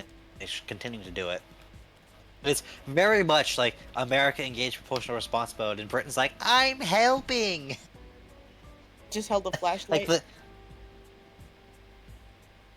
it's like it's like America like launched a bunch of strikes from a carrier in the Red Sea as it do, and then Britain like flew like 4 jets from Cyprus. It's like Honestly, very I much think it's more of a message of saying, you got you guys. I got other countries who are also willing to do this shit with me. Don't fuck with us. yeah. It's like the thing is this hurts everyone. Like China, I think hasn't like officially said anything on it, but it's very much like the double speak kind of not saying anything because this China is also obviously pissed about this because the Red Sea is a major trade route between China and Europe because that's the Suez Canal. But easily the people most pissed about this are the Egyptians. There's a whole bunch of companies have taken to going via uh, Cape Horn, I think it is. Yeah, around the Horn of Africa, Cape Horn. Which means they're not going through the Suez Canal, which means Egypt's losing a lot of money. Ooh. So, Egypt is pissed. Like, yeah, America started airstriking crap to, like, get rid of missiles. And there was the meme of the one Houthi F5 that's presumably just gotten obliterated. Stop. That was something not war related today. Or at least for now. We've been at it for a bit. Alright, let's skip that one then and go to Google being big cringe, or YouTube specifically. This was earlier. YouTube had taken to throttling the YouTube clients of anyone who had ad block without like telling people that's what was going on. Because instead of making YouTube Premium a service people want to get by making it good, they make a service people want to get by making normal YouTube worse. So let's be real. Probably just got a whole bunch of people to, for about a week, go do something else until YouTube stopped doing that. Or they just It figured seems out they've how to stopped use doing it. that. Or the ad block I use has gotten around it. Because you cannot outdevelop the internet. It's just not something that you can. Listen, spite is but the world's yeah. best motivator. Yeah, it's just like instead of making a product good, they made a product worse and expected people to pay for it. It's like it was one of the, I think it was like Amazon Prime Video is like, yeah, we're gonna start putting ads in this paid service. I mean, I guess that's like cable, I guess, but like still cringe. It's like people stopped using cable just because they didn't want the ads. Ad and video on demand. You have video on demand, and then YouTube came out. There were no ads then. TV almost died because of YouTube at this point. But then MTV streaming. did die. Yeah, TV died MTV, yeah. because anything that you could find on TV, you can also now find on YouTube with no Whenever you commercials. want. And you can rewatch it whenever you want. I mean, if you had a VCR, you could do that too, but you had to actually bother fast forwarding through the commercial. That's annoying. Yeah, VCR was just not the move, but it's all we had at the time. Yeah, it was better than before. Let's keep avoiding war for a bit longer. Miku at Coachella Part 2? Huh? Miku at Coachella. Hatsune Miku. Love her. Been a big fan since like 2012. Everyone knows who she is, yeah. Hatsune Miku was originally stated to be in the Coachella lineup of 2020. That ended up not happening for obvious reasons. So there was this clip going around. Let me see if I can find it.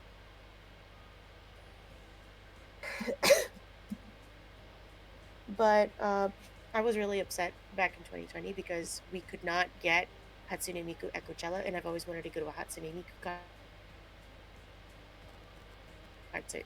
I think this is one of the few times she's ever performed in the States at this point in time. I'm gonna share screen real quick with you guys.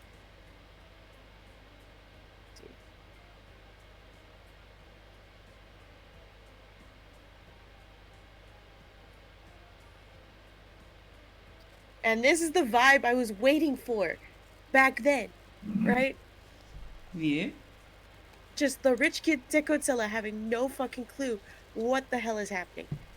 Just this vibe. That's all I needed. Where's the? I just need to where's the Everyone's image? So confused.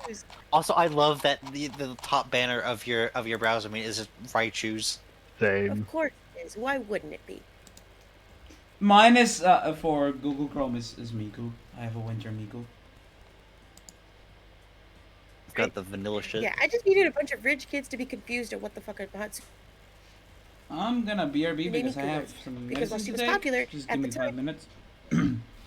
I'll was be not as right popular back as at before, you. right? Yeah.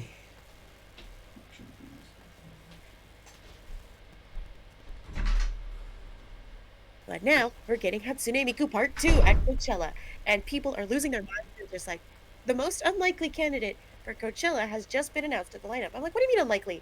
She was already invited before. She just didn't get to perform. Significant world events. Yeah, significant world event. And like, I feel like a lot, hopping onto that for a second, people confuse using Hatsune Miku and her counterparts as AI when that's very much not what it is.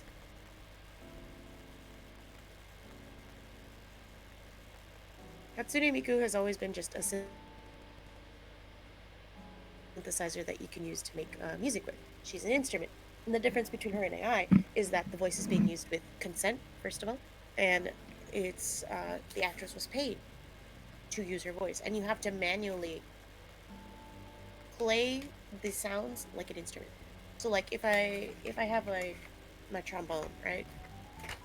I have to know where to play like a G or a G flat or G sharp. On Hatsune Miku, you need to figure out where A, E, I, O, U is, right? All the Japanese sounds to get her to work. It's not like you can just punch in a phrase and then it pops out from an AI. You have to manually put in those keys like a keyboard and figure out where the pitches go, how the pitch is going to slide, was it going to trill on its way down. And it makes me sad that they're comparing her to just AI now. Oh, it's more like a keyboard. Yeah, she's like a keyboard, but instead of keyboard sounds, it's a digital Weeb voice. noises. Yeah, it's weeb noises.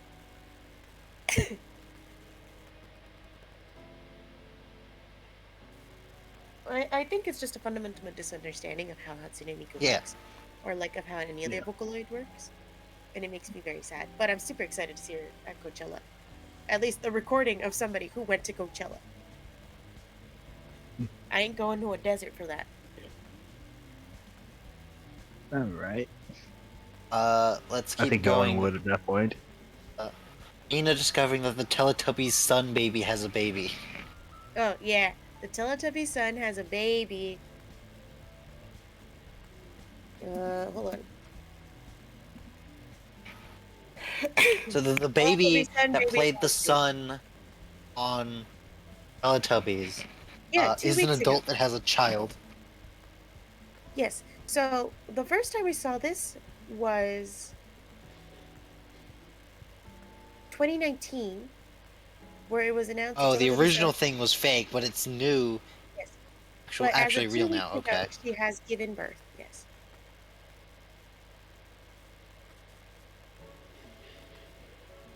Let's see. The Teletubby Sun Baby has a baby. So does that mean Tinky Winky's a granddad? What does that mean?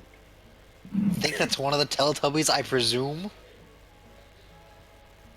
The I naughty's like how most famous the first line is series the is first pig. line. Hold on. Teletubby Sun Baby now The- has a baby of her own, and we officially feel old. The naughty's most famous We child star, whose officially real name feel is Jess Smith, took to Instagram to share the happy news that she gave birth to her first child. One whole week of you, she wrote, alongside a picture holding the newborn's tiny hands.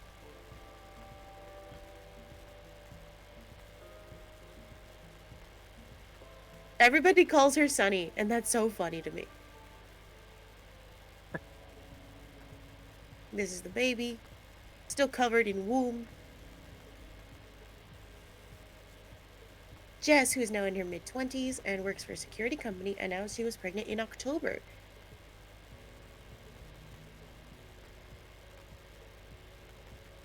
Jess revealed her toddler acting skills when she was 19 years old after becoming the most recognizable baby on television.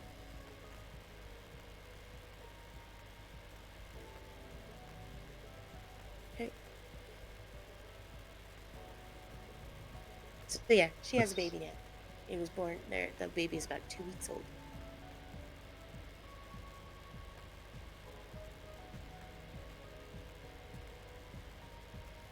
Oh, let's see. Okay, next up. Me.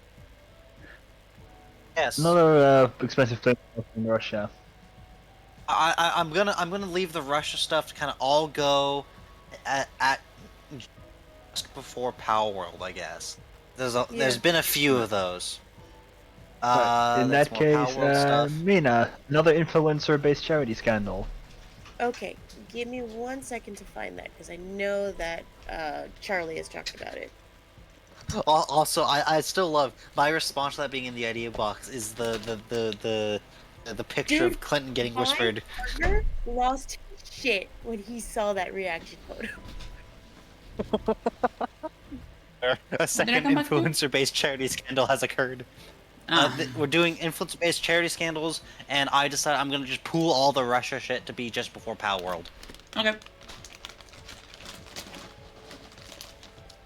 Oh, the second influencer-based scandal has occurred. Yes. So the second, it was by a charity event or a charity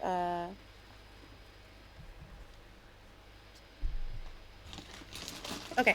So a charity for profit, a local company that made millions off Twitch most watched fundraising streams. So there was a company called Soft Giving that would help sorry, that would help That's streamers. you. Thank you. Um, that would help streamers collect charities or collect money for charities, right? And they were supposed to give it. Sorry, I'm getting all discombobulated. For instance, on March 29th, 2021, Asmongold, Miskiff, Esvend, Np, and Rich Campbell were unboxing some rare Pokemon cards for charity because they were going to donate money to charity based on what they opened, right? as a raffle for a chance to win the cards. And the charity they had in mind was Games for Love, which is a gaming charity which helps with healthcare, education, and other such other such Things. other such Charitable causes. things. Yes, thank you. Sorry. I'm all discombobulated. I'm so sorry. My nose is not cooperating today. When I hear that Anyway. word, I just think of the meme. What? Discombobulate. Discombobulate. From Yeah, Sherlock? Discombobulate's a funny word. It is a fun word. There is. Anyway, so at the end of 8.5 hours of streaming, the charity stream earned $600,000 for Games for Love. Yes. And according to this article, before 2020, the charity had never raised more than $500 or $50,000 in a single year. So to think that they earned $600,000 in one stream, almost 9 hours long.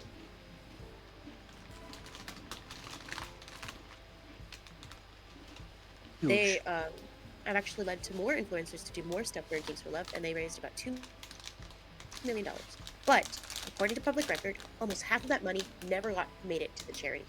So $1 million vanished. Wow.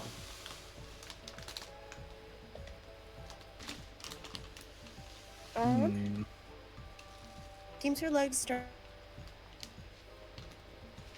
rise was organic. Let me see.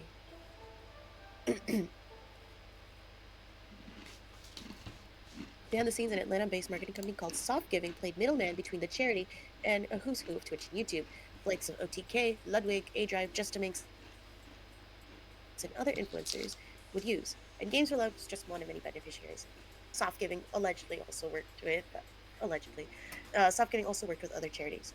But Soft Giving and its influencers raised a total of $6.2 million in donations, which is found in publicly available tax records. But 2.6 million of that, about 42% of all earnings, went directly to Soft Giving to cover expenses and commission, including influencer fees. During 18 months, so over a year, Soft Giving did not prominently disclose on donation pages details about payments made to influencers that cut into the funds. It also wasn't clear about what percentage of donation was received as commission. Ah, so they were being vague about it so you could take money. Also, No, thank you they for did the not- follow again, PK Birdwall. Yeah, thank you. They followed before. I think something happened. Mayhaps. Mayhem.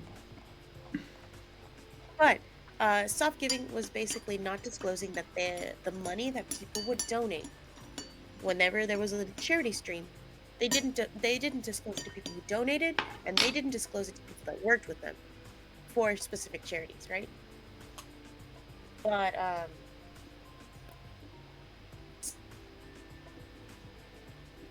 Soft Giving would take money out of the donation and keep it to keep running as a company. The fact that they didn't tell anyone is the problem. But also, why are you keeping almost half of all of the donations you've collected, right? That's such a bitch move. That's Right. such a greedy move. It's cringe. Very much so. Soft Giving Definitely. named itself as Brandfluence earlier this year and declined to provide any interviews and canceled multiple planned meetings during the reporting. Instead, it filed lawsuits against one of the authors of the story, Jacob Wolf, on December 14th, prior to the publication of the piece I'm reading to you right now, alleging that he had defamed the company. Bruh. They've also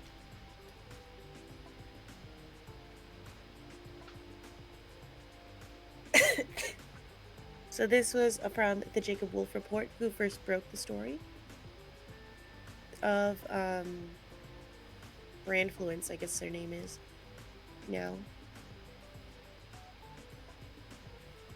Mm-hmm. But the fact. So according to the people who have partnered with Soft Giving, they had no idea that Soft Giving was collecting the donations. as far as they were concerned, it was 100% going to the charity. And I understand that charities need to earn money, or, you know, people that organize Middlemen, charities need to give it to facilitators, charity. yeah.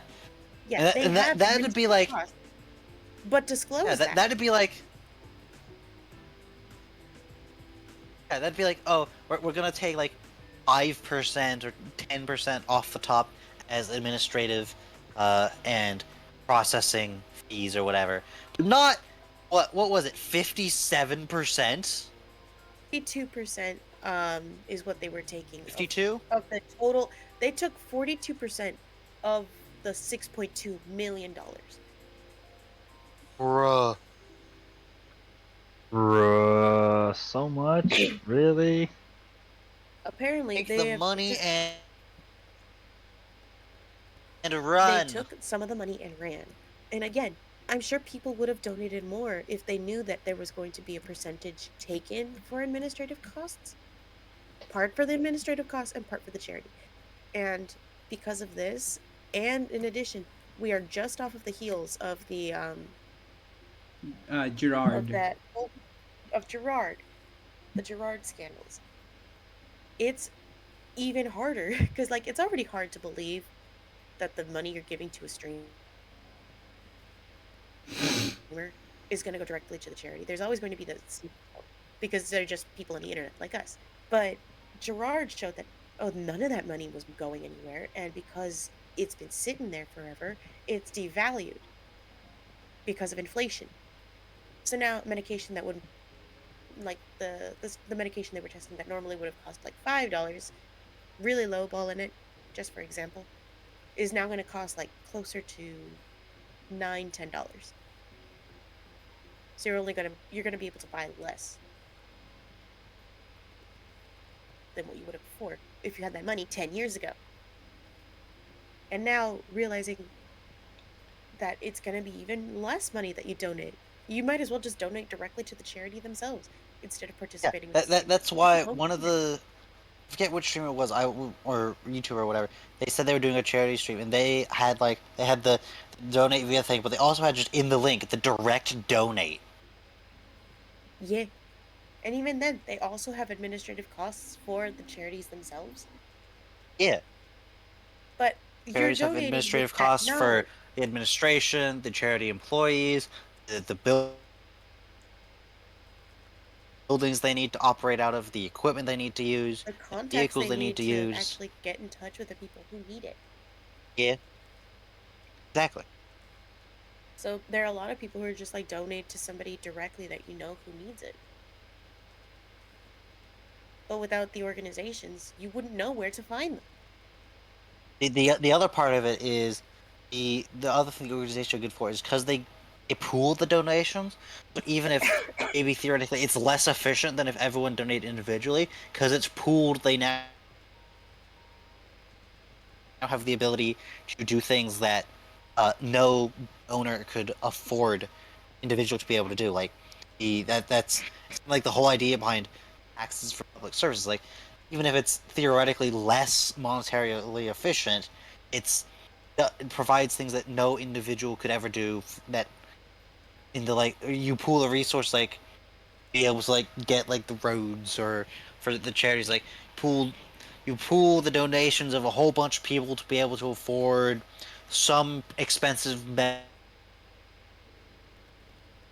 machine that'll be able to Treat them, or at treat least 500 people a day. significantly improve the quality of life for multiple people instead of just the one. Yeah. Or you have things like one of the famous ones is you've got the March of Dimes, which is nowadays that's where you get the little cardboard box in the classroom every year to. I think nowadays mostly to leukemia research. Oh yeah, I Where it's do everyone don't. remember the UNICEF uh, Yeah, yeah. drives. Where it's you pool a whole bunch of small donation from people to fund research. That's based on the March of Dimes, which was an FDR thing, which redid medical research funding from rich people philanthropy to everyone gives a little, and that's how they got the polio vaccine. And the other thing that isn't done anymore, but was part of that, is the people who made it was like, when they were asked who owns the patent, like, who owns it? The people. They Yeah. paid for it, it's theirs. The polio vaccine's functionally unpatented because it's just public domain, because it's like, the people fundraised it, they deserve to own it. Like, man, morality in the medical industry? And how the Ew. mighty have fallen. Anyways, if you would like to make a charitable donation for any reason whatsoever, I'm going to link Gamers for Love in the chat below. They do what they can for sick kids and allow them to have better quality of life. They save lives, they ease suffering, and they create sustainable futures for children. E. Yep. Yeah. In the idea box, Japan. No Japan forgive the has- Japanese. I'll Japan never forget has the claimed title of the 5th country in the world to successfully, softly land something on the moon. Oh, we're not gonna talk Japan about had- the funny tank thing? No, that's in the Russia. That gets pulled later. Okay. Japan landed a thing on the moon. They landed a probe on the moon. Grab rave for Japan. So, however, they ran into an issue with it. Oh. Apparently, I did some more reading up on it since I put it in there. It was a 2-part thing that both landed more or less the same spot. There was the lander itself, and there was a lunar rover. And they had the lunar rover drive over to the probe and take a look at it. Because the problem the probe had was that the solar panels weren't charging the batteries.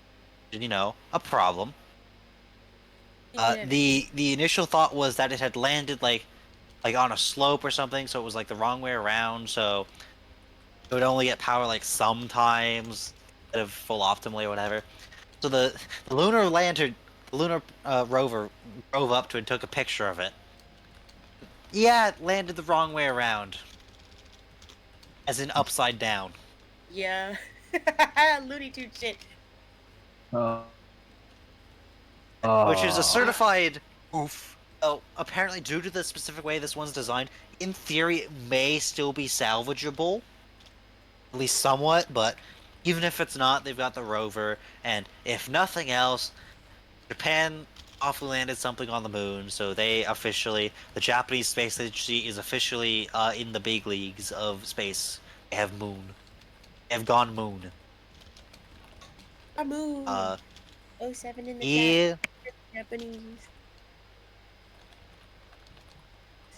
Don't really have too much more to say on that other than, let's go Japan, you did a good. We got more space. Let's go. gang. Space! We got more eyes on space. Yeah. Power World stuff is more Power World stuff. Okay. Hobart's Funnies Oh. is the next thing in there. So, I put in the ID box exactly the quotes, Hobart's Funnies. I would like all of you to take a guess. What does the term Hobart's Funnies refer to? Sound like a Vikings comic strip. I have no idea what the fuck you're on about. Are you okay? Drawing a blank. So, Jimmy and Bolt have no idea, and Mina thinks maybe it's like a comic strip. It is none of those things. Hobart's Funnies were a collection of very funny looking modified tanks developed by a General Hobart for use by the Allies during the Normandy landings and immediately afterwards. Like a collection of specialized engineering vehicles types thing. So some of them are fairly simple, like the Shermans with propellers so they could drive ashore. You've got things like, you've got the mine flail tanks, you've got ones designed to lay bridges, you've got one that basically rolled out a big giant canvas tarp so they wouldn't get stuck on the beach in the clay. Something that basically just dropped a big bundle of sticks into anti-tank ditch so they could drive over it. There's a bunch of really wacky, funny-looking things that are absolutely ridiculous looking and in concept, but they worked. And the whole thing I could go into, but the basic thing is like they were very, very successful, but you never see them in media, in like Hollywood, for two reasons. One, most of them were only used by the British because they only had enough of them to equip the British. And the other thing is, basically every D-Day scene you will see in any movie ever is Omaha Beach. Yes. And Omaha Beach is the beach where things went wrong, and the Hobart's Funnies tanks, the Sherman amphibious tanks, Oh, Hobart's didn't Funnies were manage to tanks? make it to the beach. Yes, Yeah, it was he's a like, it was a "Oh, series of engineering vehicles with a whole bunch of ridiculous looking attachments on them to deal with specific problems that were expected to occur in the Normandy landings. And the Americans didn't get them, and specifically at Omaha Beach, literally none of the armored vehicles got ashore, which is why Omaha Beach was so bloody. It was because they had to do it with none of the assistance, basically. None of the special equipment designed to help them get ashore got ashore, which is why it was such a problem. So it's literally suffering from success. It's like they don't show up on like film or anything because the places where they showed up just went weren't well showed and up. was fine. Yeah, it wasn't a. It's not the interesting ones where things went wrong, which is what you want to cover on film because that's where the interesting things are. Yeah, Mina just put a picture of one of them in the images. That's one of the Churchill tanks designed to lay basically a big canvas tarp road because the beaches that were being landed on, some of them had this really awful clay material instead of like sand or something, which meant any tanks that tried to drive over it would just immediately get stuck. They basically just brought their own road. That next one's a mine clearing vehicle. That's Yeah. a mine pusher instead of the mine chain flails, which weren't actually developed for this. They predated this, but were produced. Yeah, and Oh, then yeah, there's that's a a bridge bridge. layer. Amina's finding a bunch of them. Mhm. Yeah. It's like the Germans are gonna blow up all the bridges. We'll bring our own. They've dug a bunch of anti-tank ditches. Throw a bunch of sticks in them. there's the sticks." Probably there's the bundle of sticks. Probably the three most famous of the Hobart's Funnies are the duplex drive amphibious Shermans. Mm-hmm. Uh, Which got I've seen the- IRL. Then you've got the Churchill crocodile flamethrower tank, and you've got it's generally just referred to as the Churchill AVRE Armored Vehicle Royal Engineers, which is they replaced the main gun with like a 300mm mortar to just blow bunkers apart. Basically, British KV-2. It's just a whole bunch of specialized vehicles designed to solve specific problems. They did it well, and they all look ridiculous, but they worked. And this is like one of the two things General Hobart is famous for. The other thing is basically writing the book on how tanks should be used, which the British ignored. But the Germans did not. So guess who tanked good early on? Yeah. The Americans. The Americans weren't there early on. So basically, The- specialized vehicles. The next thing in there is Martin. Highly specialized It's a bunch of vehicles, never ridiculous-looking replicated tanks. specialized tanks that look absolutely ridiculous, but they worked very well. And nowadays, many of them have some form of modern equivalent. It's a specialized thing instead of just bolting shit onto random heavy tanks. Now you've got dedicated bridge laying vehicles, dedicated think chain that- flail mine clearers. Was I that, think the Mina? fact that they never made it to Omaha. I think the fact they never made it to Omaha Beach almost makes Omaha Beach a lot more impressive. Everything Yes. went fucking wrong. Your Everything went backup wrong in never showed Omaha. up. The It's fact you still the won is impressive. and that's also the reason Omaha Beach had like 3 times the casualties as any of the other beaches.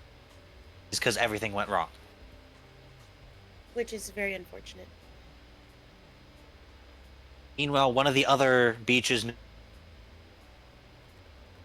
notably was like they landed in the wrong spot, and like the officer in charge was like, well, I guess we I just think start one the of the only invasion things here that went then. right for Omaha And so was they that, did. there was a Spanish man living who was claiming he was a British he was a British politician, and he was a spy for the Germans, and he hated fascism and the Nazis Yeah. so fucking much that he just trolled them into pretending he was actually a British politician with Nazi sympathies. And he just gave them misinformation. They were going to be at a Well, different beach during Omaha. And that was the only that's thing just that went right. part of the It sounds whole like. pre-D-Day deception stuff. There's a Yeah. whole thing. It is basically the only support Omaha had was the naval bombardment, which I'm pretty sure Omaha was the one that they realized things were going wrong. So I'm pretty sure that's the one where a lot of the naval ships almost grounded themselves getting so close to the beach to try and just throw more things downrange. Yeah. Moving on from World War II to Martin Luther King Jr.'s youngest son dies at 62. So Dexter King has died on January 22nd as a result of prostate cancer. He was 62 years old. Dexter King was, I believe he was the youngest son. Let me see. I'm trying to see what he did. Okay, so King split his time between Atlanta, Georgia, where he served as chairman of the King Center for Nonviolent Social Change, in Malibu, California. In 1989, his mother named him as her successor as president of the King Center. He has always been in focus of nonviolent training for social change. And I'm trying to find.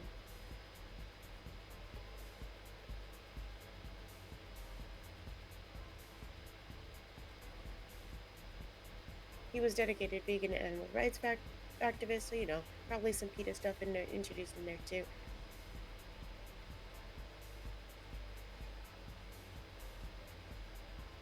He also voiced his father in the 1999 educational film Our Friend Martin. So he voiced as Dr. Martin Luther King Jr. And the film was nominated for an Emmy Award. He also portrayed his father in the 2002 film The Rosa Parks Story.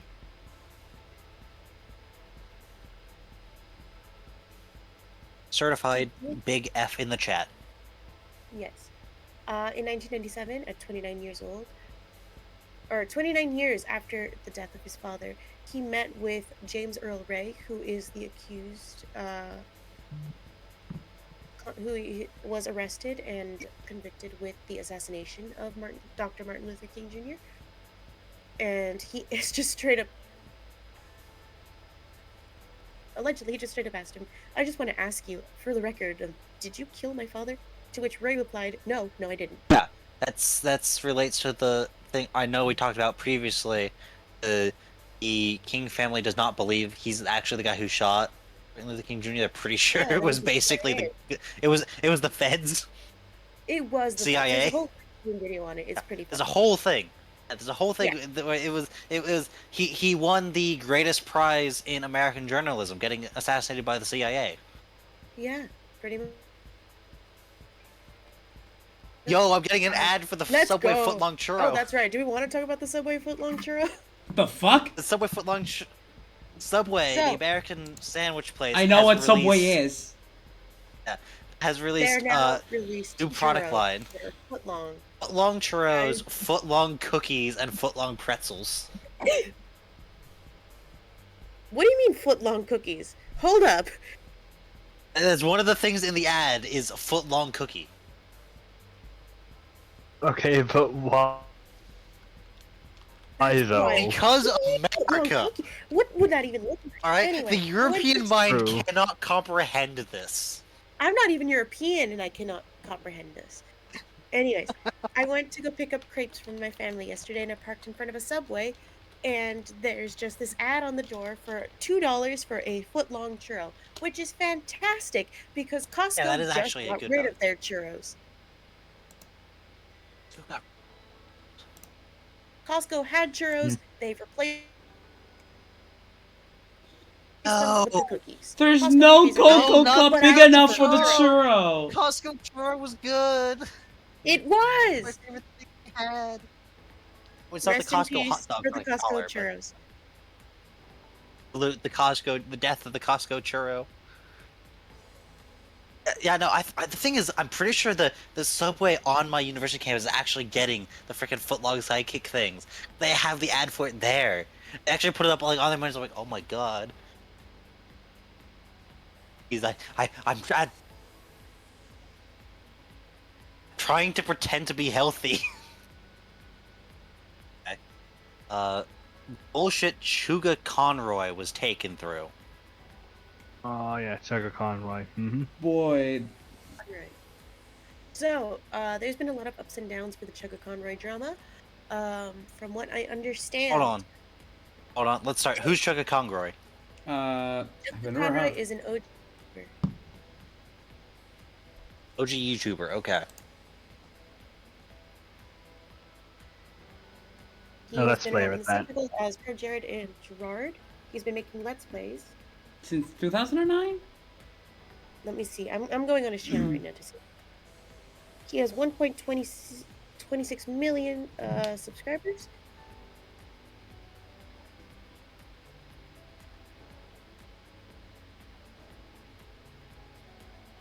He has recorded 103 episodes of Pokemon Black and White too. Goddamn. Dang. Yeah, when he plays a game, he plays it like he fucking milks the game out of everything you can do in that game. So, Chugga Conroy's channel has existed since July 26, 2006. Wow. Jesus. He is an autistic man as well. Um,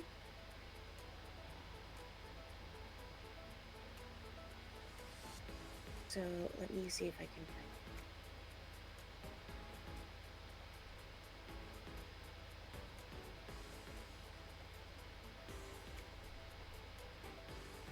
So, hold on. Somebody put the TLDR. So, according to this drama, somebody by the name of Emily took up screenshots to where they were talking to Chugga, and he bought her sports shoes and then asked for feet pics. What? The problem that most people have with this is that she never said no. She never expressed that she was uncomfortable. In fact, it seems from the screenshots, if you look carefully through it, right? It's she's kind of playing along with it, and they both say it's kind of like a jokey mood thing, right? Whatever. She's like, yeah, no, it's fine. I'm fine. I'm not uncomfortable. That is explicitly what she said in those screenshots. However, it should be noted that he was also extremely pestery about it, constantly talking about it because apparently the guy's got a foot fetish.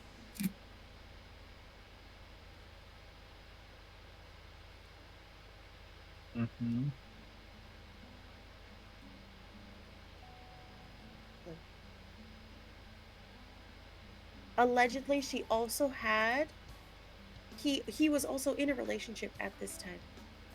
The original accusation implied he was at the wrong time for to feet talk, and as for pics of him when he had a girlfriend at the time, he was pestering for feet pics.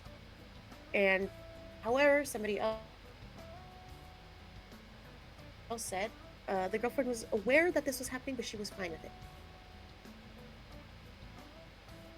you want feet pics, go open an incognito browser. Use Google like a Go to a normal Payless. person. Go to Payless. Go to a Nike shoe advertisement. Go browse Nike shoe ads. Yeah. Yeah, So again, works. people were upset because there was it appeared that there was consent. She did not explain that she was uncomfortable with it. However, he sent like 5 messages at a time asking for feedbacks, to which she didn't respond till eventually she gave. You know. Let's see what else. People being weird on the internet. Check. Yes. So somebody said, "Fuck it," just to get this off my chest. The accusation is to get this off my chest. Last year, Chugga Conroy kept trying to get me to initiate erotic foot fetish roleplay with him, while he also had a girlfriend. This included sending shoes to my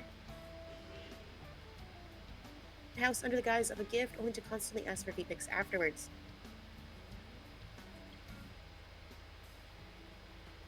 Bruh. Bruh. However, after that happened, Chugga Conroy did respond on his Facebook, and then he linked that Is that an response. apology video? No, there's not a apology video. Oh, so it It's doesn't an get crossed off apology the bingo video. card. It's a Facebook post, a very lengthy Facebook post. He asks Emily not to. He asks people not to insult Emily, who is the woman in question. He understands that he hurts people with this, and he would. When you communicated to me privately 3 months ago, I apologized to you directly and promised I would never repeat this kind of behavior again with anyone else. Once you shared how you made you feel, it was a huge wake-up call, and I immediately sought professional help through therapy. Which is what happened.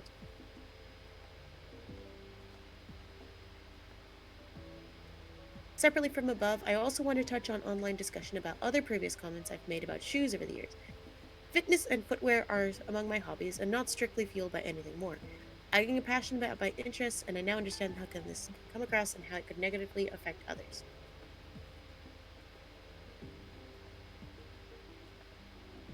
Right? Mm-hmm. Mm-hmm. So there's that.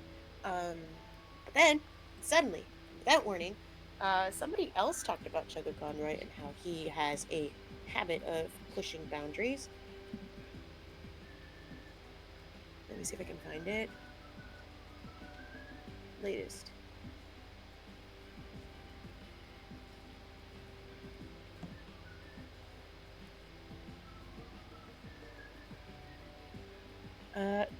Oh shit, really?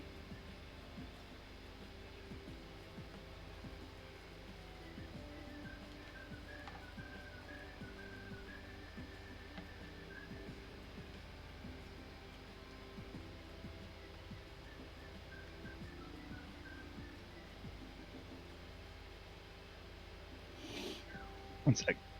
Okay, so Mise and Small Ant both have accused Chugga Conroy of being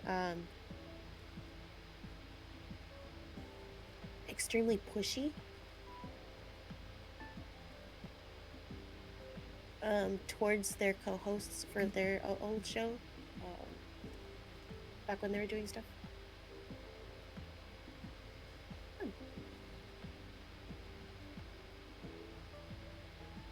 They have accused him of being a pedophile, so let's see what that means. There's so many allegations that it's hard to keep straight. All of them. But he is currently in hospital because of the stress due to the initial allegations.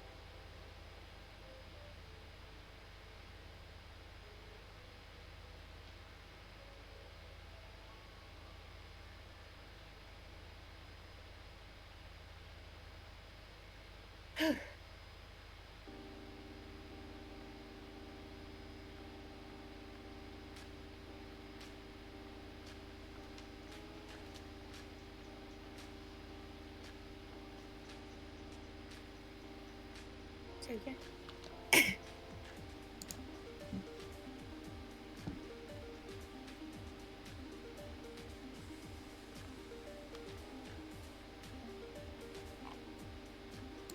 Oof.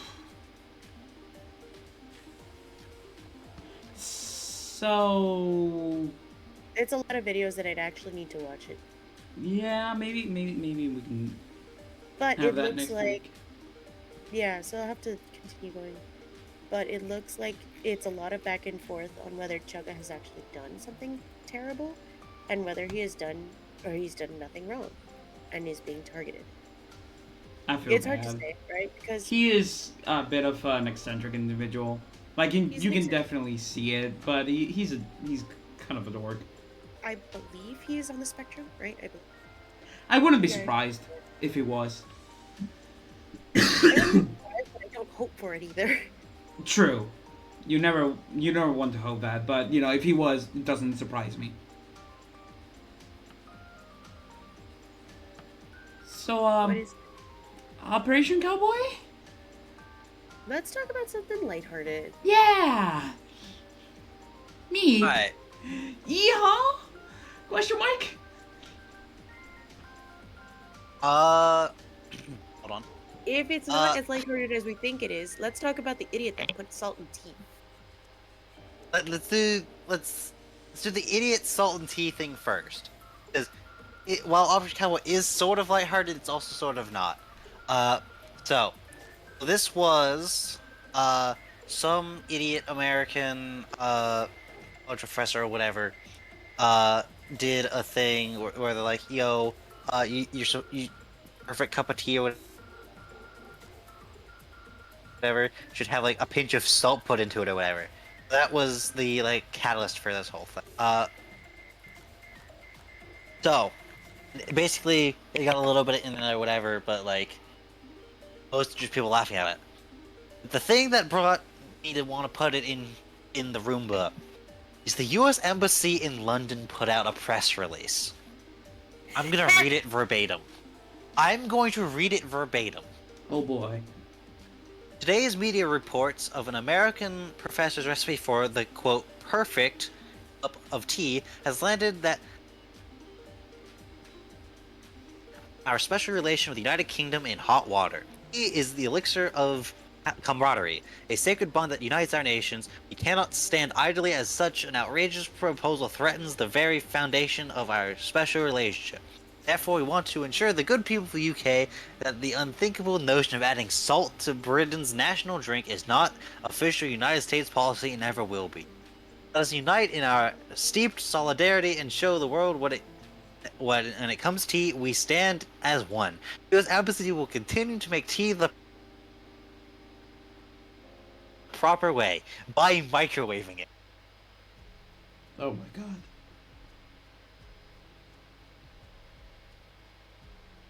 So it's a whole long serious thing, and then they shitpost at the end. It's funny you say the microwaving tea thing, because my mom sometimes after making tea, she's so busy that she has to microwave it to warm it up. Yeah, and my mom usually microwaves it. But then the thing that makes it even better, so this was like put out by the U.S. Embassy London, like on their Twitter. And then the Twitter Blue UK Defense Journal, which I assume is a news group in the UK, like quote tweets and then responds, "The United Kingdom will be declaring war on the United States." They're like, "How dare you?" British are How very dare specific when it thee? comes- Yeah, their titles and everything. So that was the memes and Sue part. All right, Operation Cowboy. Yeehaw. This Question mark? was something that occurred in World War II again. Operation Cowboy was so the background for this, the Germans, as the Germans were known to do in this thing, had a kind of a eugenicist streak. And this crossed over into them having a desire to breed a bunch of like sport horses for shit. You know, as you do. Create their super horse, whatever.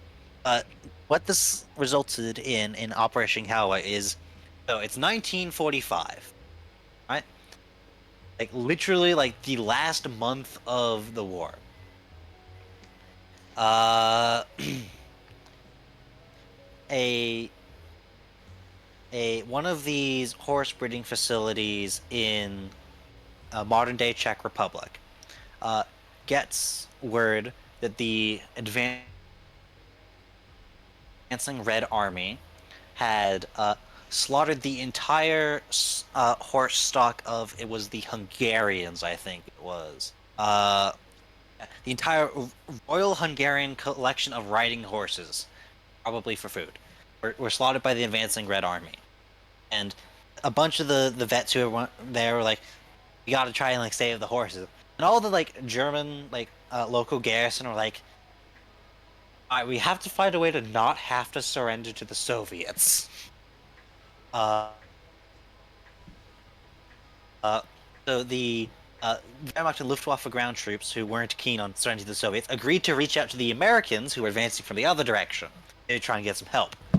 Luckily, the group of Americans they managed to get in contact was the Second Cavalry Group, who were officers whose officers mostly predated mechanization. Additionally, this was the group that was under General Patton, who, fun fact, was a former Olympic equestrian.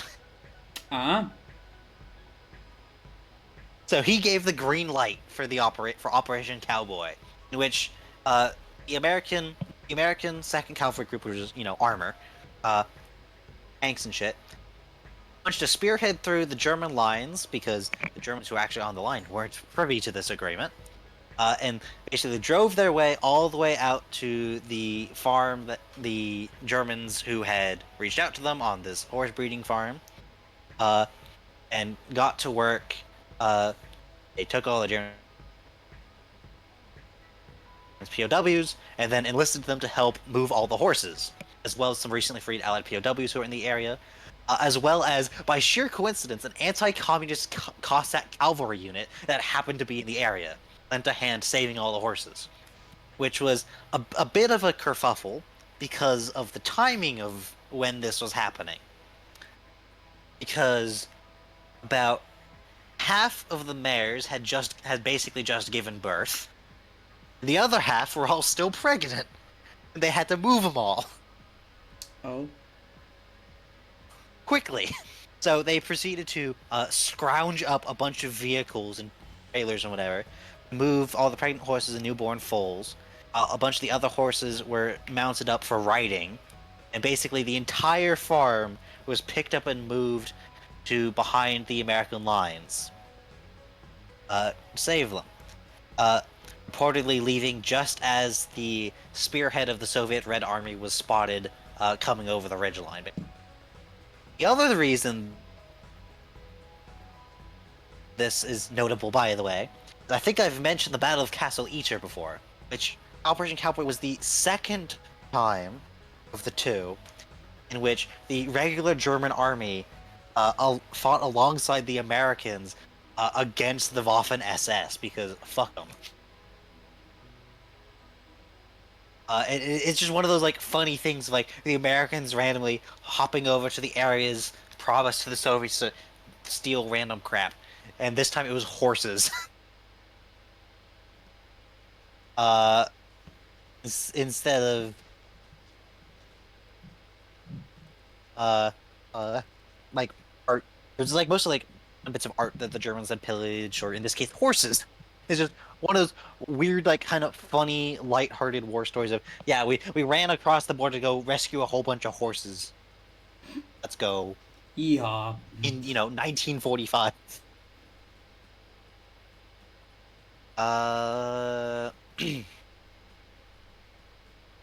Let's see. Something Iowa caucuses. So, the, like, kind of pre-season for the American elections has begun for like the primaries, or the parties deciding who's going to be their official candidate. And the first one that happens for the GOP, the Team Red, is the Iowa caucus, which is a whole thing. Where it's the caucus, a specific way of doing it for the party election. That's like known for being kinda iffy on how democratic it is. Plus, in the cold snap, there was even lower turnout, so that messed it up. But the main reason it's in here is someone pointed out, made observations at a lot of them, that's really kind of speaks volumes. So, Mina, you're familiar with how after the last presidential election, there's the whole ruckus they were causing about election security and ballot stuffing or whatever. Remember that whole kerfuffle that they refused to shut up about? Apologies. for Bye! this. Can you repeat it one more time. BRB. I went to go get a banana. So, I'm talking about the Iowa caucuses. Do you remember how after the last presidential election, Team Red was really throwing a bitch fit over election security and supposed ballot stuffing, yada yada yada? You remember how that was a big thing? I do remember, yes. So, this brings us to how the votes were collected during the Iowa caucuses. Have you seen the clips, me? No, I haven't. Was it one by one? No. The way it was done at the Iowa caucuses, this is the caucus, they have a whole bunch of people basically in like the school gym auditorium, whatever. And then they do the discussion, then they do the voting. What you're done by, they write their vote on a piece of paper, and then they pass a brown paper bag around for people to stuff their votes into. Yep. And then apparently in one of the caucuses, it wasn't a brown paper bag. It was a popcorn bucket from the local theater. Movie theater. Makes it even funnier, to be honest. Yeah. Which Yeah. makes it even funnier. And like the comment Hey. on it basically is how the GOP conducts elections when they know only white people can vote. Like, dang. It's like, this is the party who spent multiple years bitching about bogus election security nonsense. And then when it's them doing an election all on their own amongst their own people, Hello, Gio. yeah, just ¿Cómo pass the estás? bag around. Fucking Pass around the bucket. take it, stuff your put it vote in in. the bucket. Put it in the bucket. It's like no protection. There's no like making sure they're signed properly, like they're saying it should be done. No protection of someone just reaching into a pocket, pulling out like 5 extra ballots. No. Just pass the bucket Honor around. system. We can all trust each other. We're all good model American citizens here in this random town in Bonk 'em. fuck nowhere that's full of nothing but white people. Because American politics is fucked, y'all. And of course, Trump won everywhere. because of course he did. The Orange Man won because of course he did. And then Ronnie D and basically everyone else dropped out. Moving on. State of Missouri bringing back duels. Yes. So this was a thing that I saw. I at first thought it was a shit post, but apparently it's a real thing.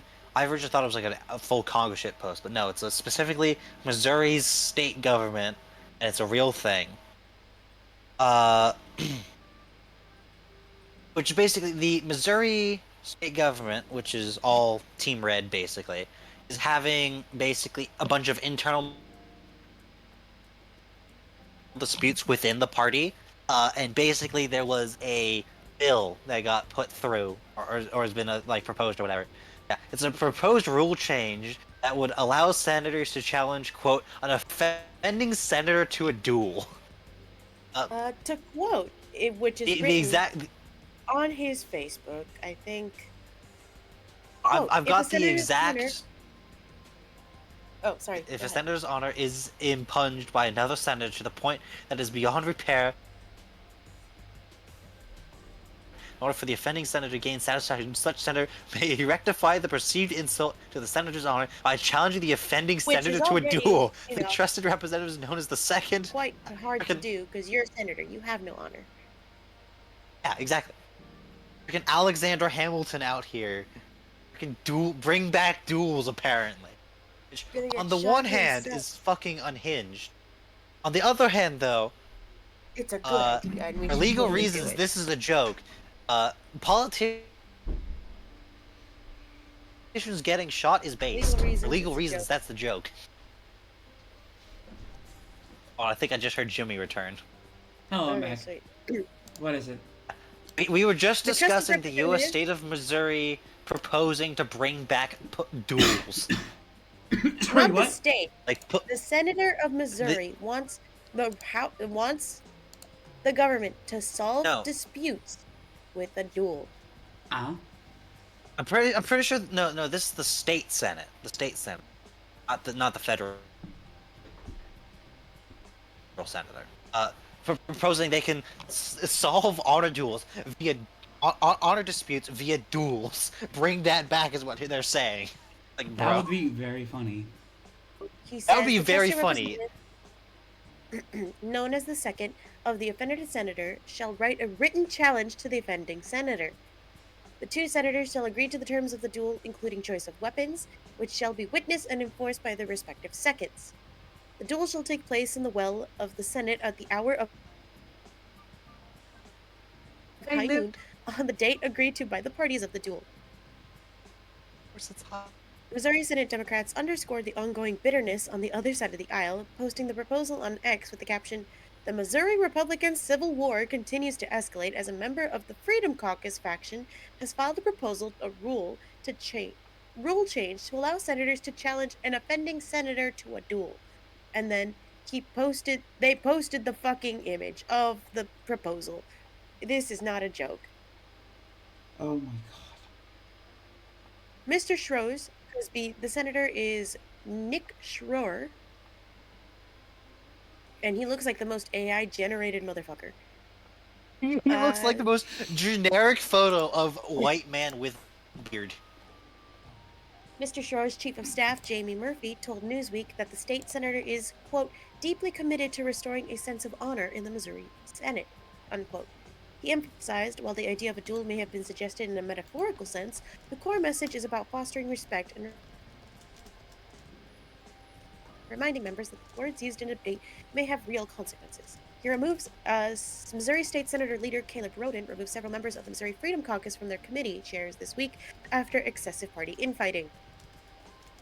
He explained the decision on X, a chamber designed to be occupied with civil, principled statesmen and women has been overtaken by a small group of swamp creatures who all too often remind me more of my children than my colleagues. Creatures. Wow. That is one hell of a way to say things. I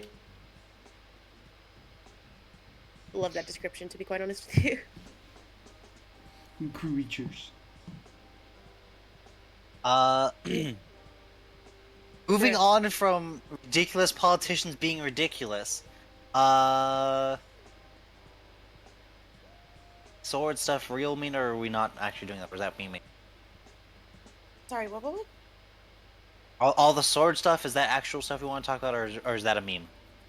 That was a meme. Alright.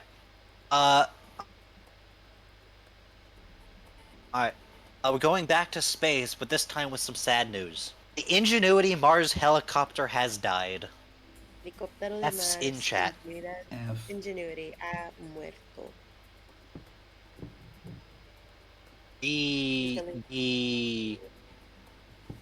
So, Yeah, if you're not aware, Ingenuity was the little helicopter that was attached to the Perseverance Mars rover.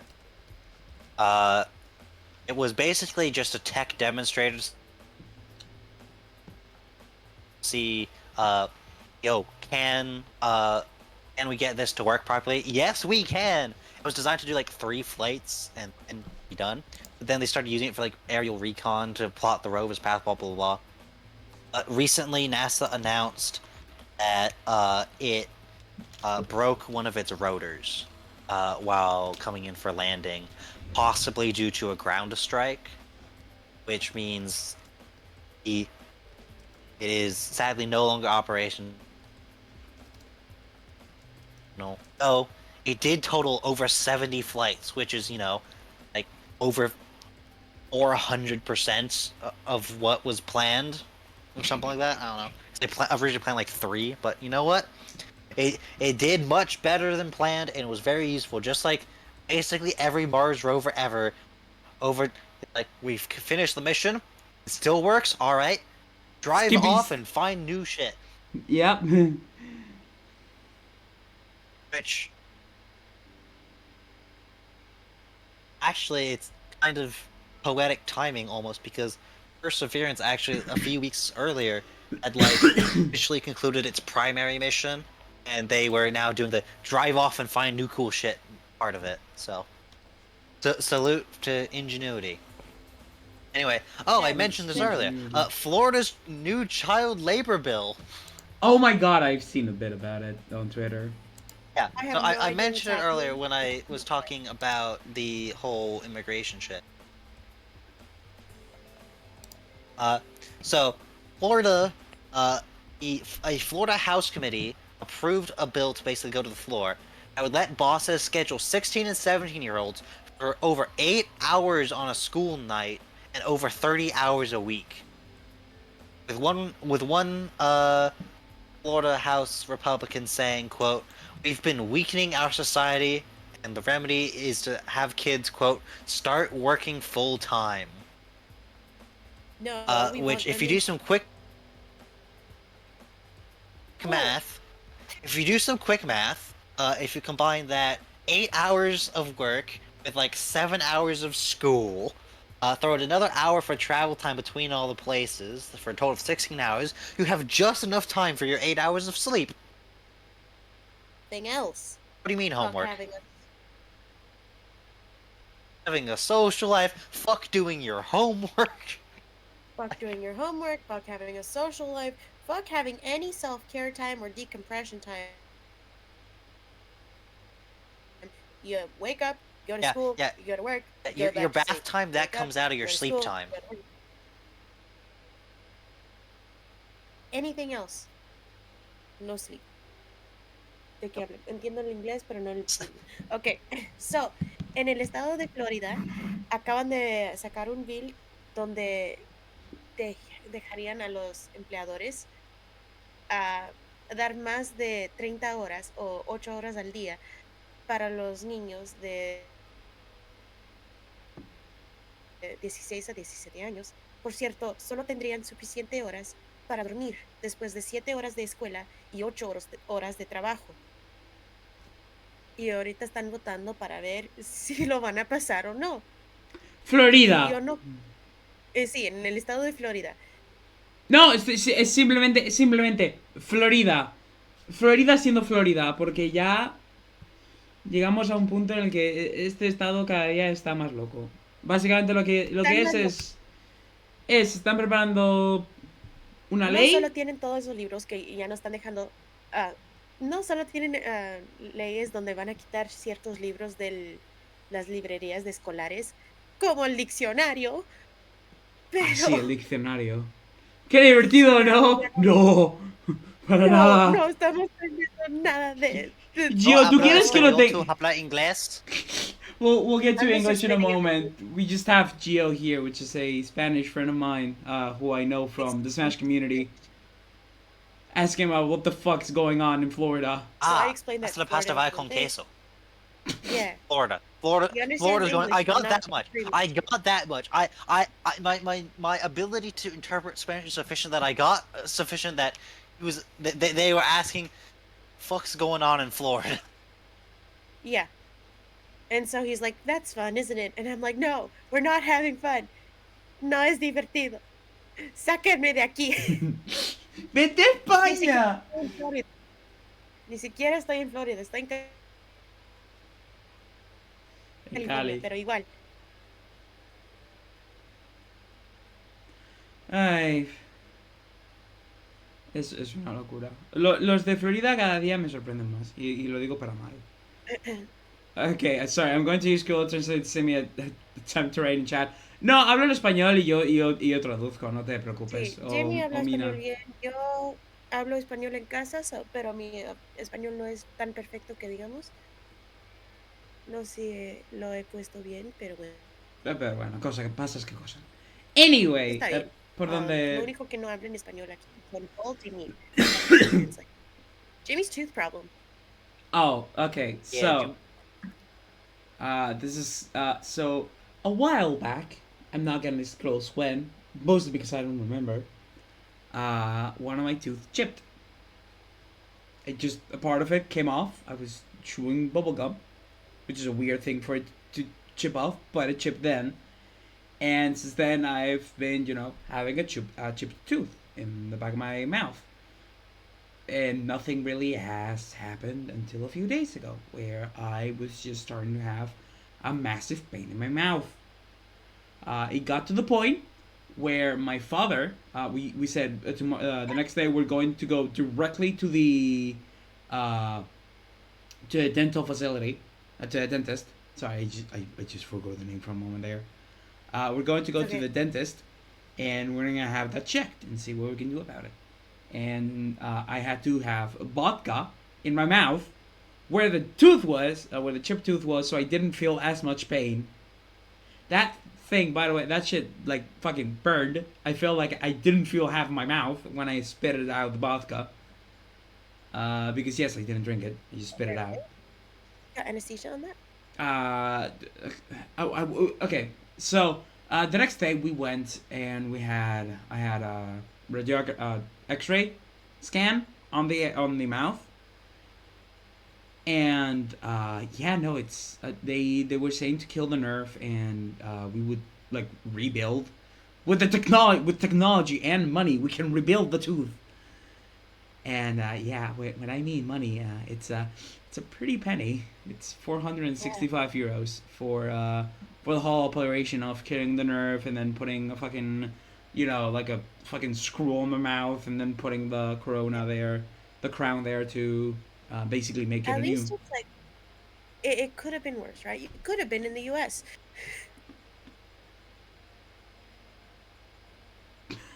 True. So at least it's not that. Here, if you're uninsured, it's like it's $1,000. So my mom's had something similar. Yo pensaba que en Florida solo habían curas negras. Es una referencia. It's a JoJo's reference. It's to Brother Pucci. Ah, sí. It's Stone Ocean. Yeah, I know. I haven't watched Stone Ocean because I still haven't finished part 5, but I'm aware what happens, right? But yeah, no, there's I read a some lot manga. of things. Yo he leído el mango. Si quieres reírte un rato, busca Florida Man y el día de tu cumpleaños y a ver qué te sale. A mí no me sale nada, pero igual. Florida, la razón por qué tienen muchos articles con Florida Man es porque en Florida tienen menos protecciones de privacidad cuando alguien comete crimen. Florida Man, what the fuck, voy a hacerlo. Y luego nos dices que te ha salido. Yeah. So anyway, Meep, he says, I thought that in Florida there was only black gay priests that are possibly gay who is trying to reincarnate the universe, which is To reset the universe. Reset the universe. Sorry, I don't have my glasses on. It's okay. Pero ya el Jimmy se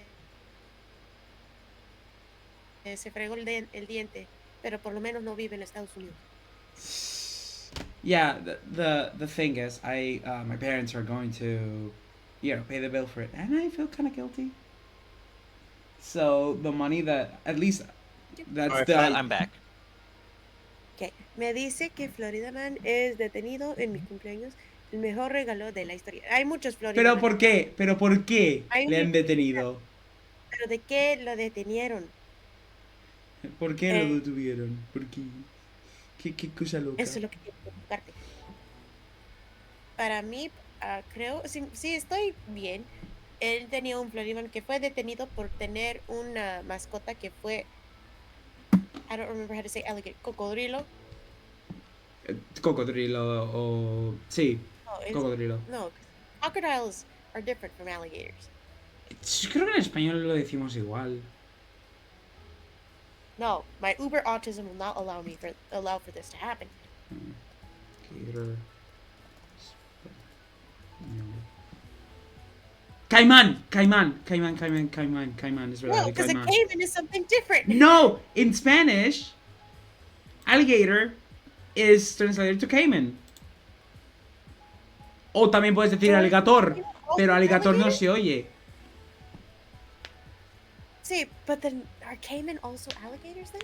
I Because don't there know. is a difference between the South American caiman and the North American alligator. Oh, right, I forgot. Mine was a Florida man who ran naked through an airport screaming about a bomb threat. Eh, Oh, my Hombre God. agrade un turista con sus pies. Oh,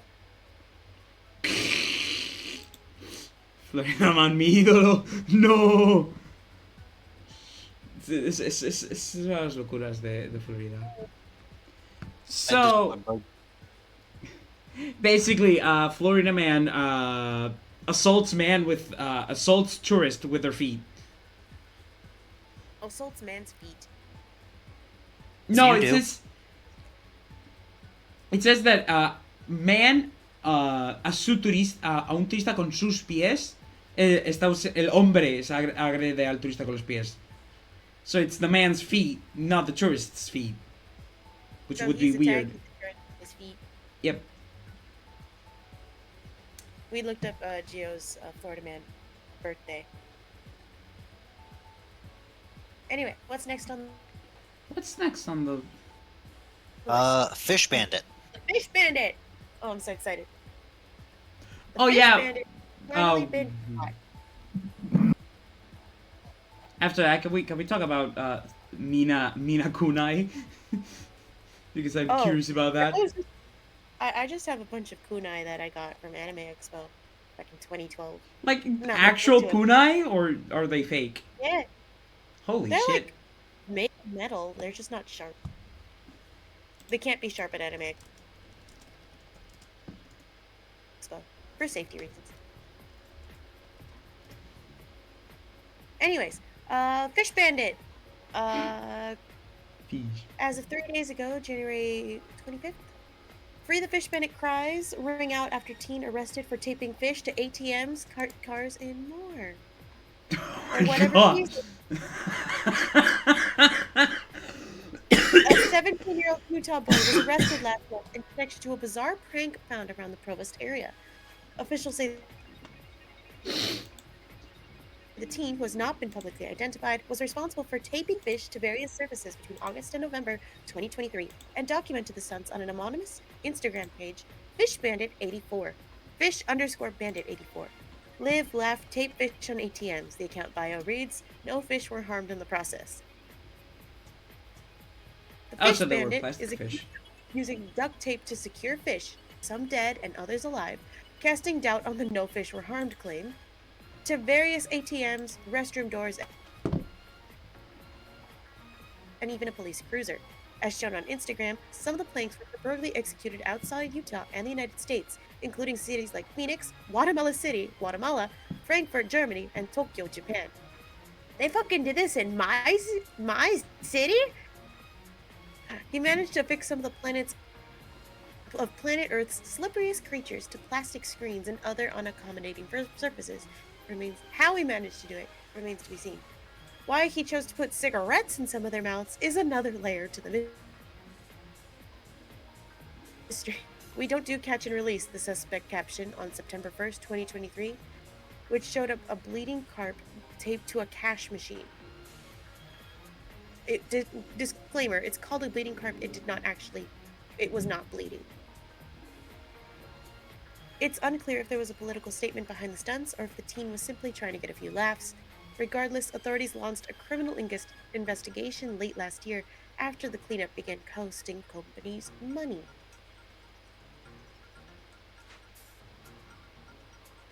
It wasn't long before law enforcement caught wind of the fish bandits' Instagram It was costing and who money? it was costing companies money to take off the fish. East. Before the fish bandits' Instagram was and tracked the perpetrator down, the teen was ultimately charged with 2 misdemeanor counts of causing property damage. The case has been referred to Utah's Juvenile Justice and Youth Services. Across the Instagram comments and on X, cries are ringing out to free the fish bandit.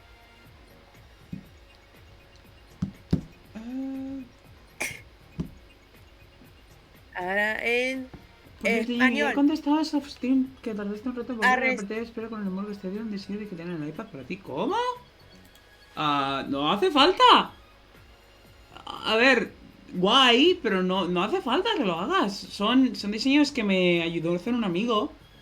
Y los tengo los tres, tengo diferentes. Son los tres hechos, el arte al menos. Están hechos por la misma persona y después los cogí y los metí en el índice de los fondos yo. No hace... Sí, no hace falta que lo hagas. TLDR, Gio is doing something about the BRB screen. He's trying to do something like, well, que no hace falta, lo hago. He's doing something with the BRB screen. Just gonna, this one, for anyone who isn't, you know, because I haven't been BRB. Well, this one, basically, the Emolga one, with the flaring warning in the core, with the flaring warnings to distract people. Yeah.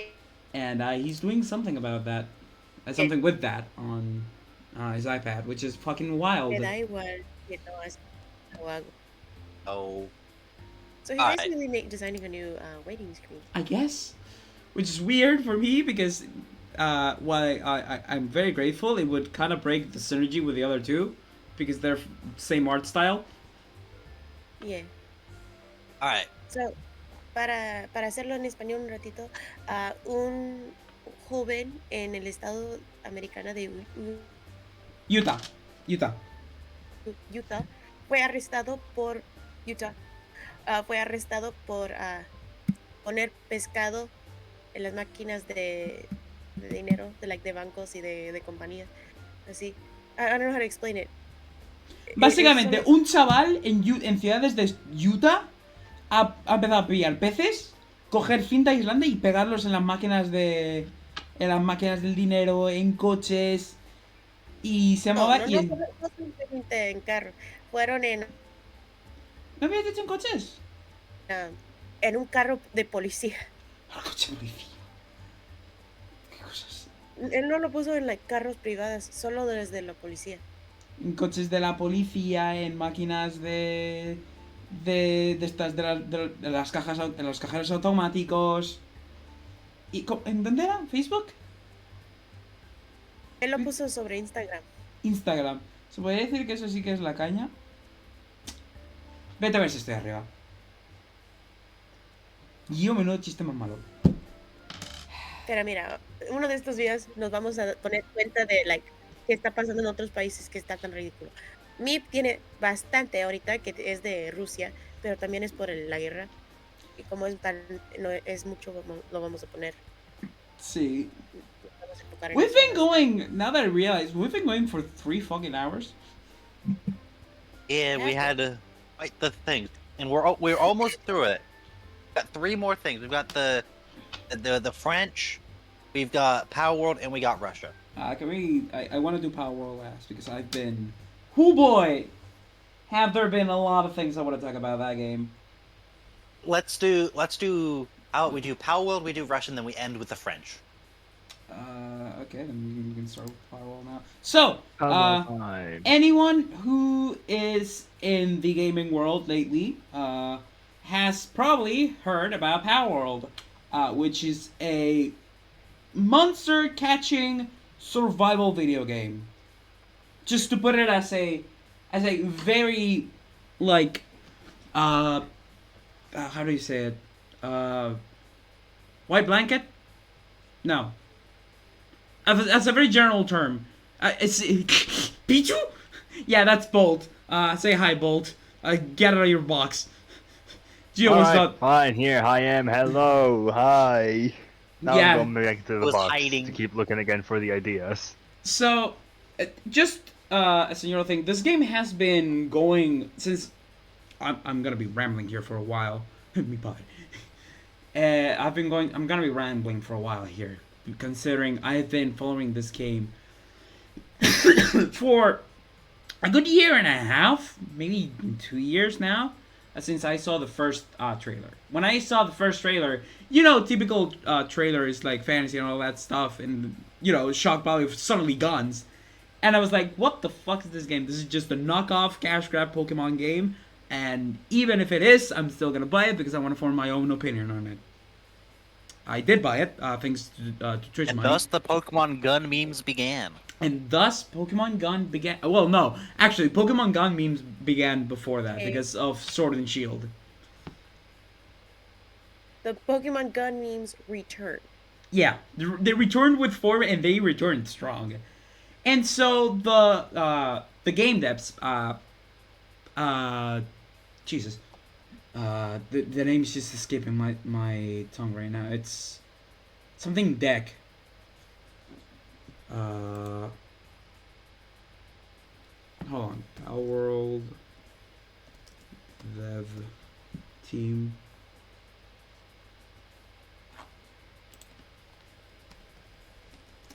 It's Pocket Pair. There we go. It's Pocket Pair. So Pocket Pair developed. It's also known for games like Craftopia, which is a very much more knockoff looking Breath of the Wild style survival game. With crafting elements in it. Bueno, voy a tener stream de fondo mientras se acaba el diseño para volverse un mal juego. We're going to get to that. We are going to get to that. Trust me. So, basically, it's been in development for well over 2 years or so, and boy, did it rock the world when it came out. It came out this 19th of January of this year. We are nearly 10 days in, and this game has sold over 8 million copies in 6 days. They sold 8 million copies in 6 days. It is currently the second most concurrent played game in all of Steam, only behind PUBG when it became free to play. And it's ahead of games like Counter-Strike or Dota or Baldur's Gate. Starfield. Uh, Head of Starfield. Common Bethesda L. Yep. And there's been a lot of discussion surrounding this game. There's discussion in its defense and it's discussion against it. And honestly, I've been seeing a lot of discussion against it, and and a lot of the points that they make, they've been immediately shut down, which I find very funny. A lot of things like, for example, if I don't know if you guys have heard about this, but someone compared models from Power World to Pokemon, and they were very similar. And then a few days later, it was discovered that this person scaled down some of the models to make them look similar, to make their point come across. And another person was like, I'm gonna say what designs they ripped off from Pokemon. And some of them made sense. Some pals, they look way too similar to a Pokemon. And, they are very close to crossing the line. But then others, it's just like, Penking is just a Penguinkin. And they gave it similar to Empoleon because it's just a Penguinkin. Penguin. Yeah. Or like the sheep one where it's like basically exactly Wooloo, cause it's a sheep. Exactly. ¿Te acuerdas Bro. que te dije que me la pegué con la puerta muerta en la panadería? Me sigue doliendo la nariz. Ow. Ow.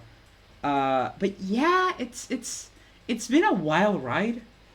It's also very funny to hear about the development process of Power World because they had no fucking idea what they were doing.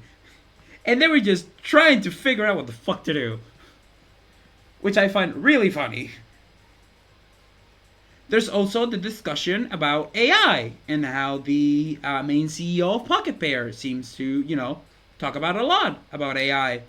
And they used one of the tweets to say, to give it against it. And then they realized, no, that's not the point of the that's not the point of the tweet. The point of the tweet was to say how little AI has advanced and how different these results are from a video he found, by the way, from someone else, talking about AI designs from a Pokemon name. It's just, it all felt so convoluted. I understand when people, like, I know someone, Sachipapa, maybe another time. She's just like wanted the Pichu to come out and say silly things. Anyway, but by the way, it's all with a B, not with a V. Anyway, where was I? Right. This game, at the time of the closest time, they've been 8,000 people on Steam, mind you, in less than 6 days, which is wild. They've also put a lot of work into how do you say it again? Into like goals to develop power Roadmap. further. Roadmap. Yeah, exactly. Like a roadmap. Like they're thinking of doing crossplay between Xbox users and PC users, taking care of all the bugs, and mostly because this game is still in the early access, and the fact that it got this much attention is kind of, granted, it kind of writes off the fact that it's like Pokemon with guns. It has gotten some, just from the fact it is vaguely similar to Pokemon, or somewhat similar to Pokemon because it's in the same genre, and people think it's funny. But it's also getting some for the fact it's like Arc too. I've heard that it's similar to Arc and it's better Arc. It has enough. It's taking several other kinds of games to make its own thing. And also for the Pokemon fan base specifically, it's pulling from the fact that a lot of people are really dissatisfied with the recent Pokemon releases.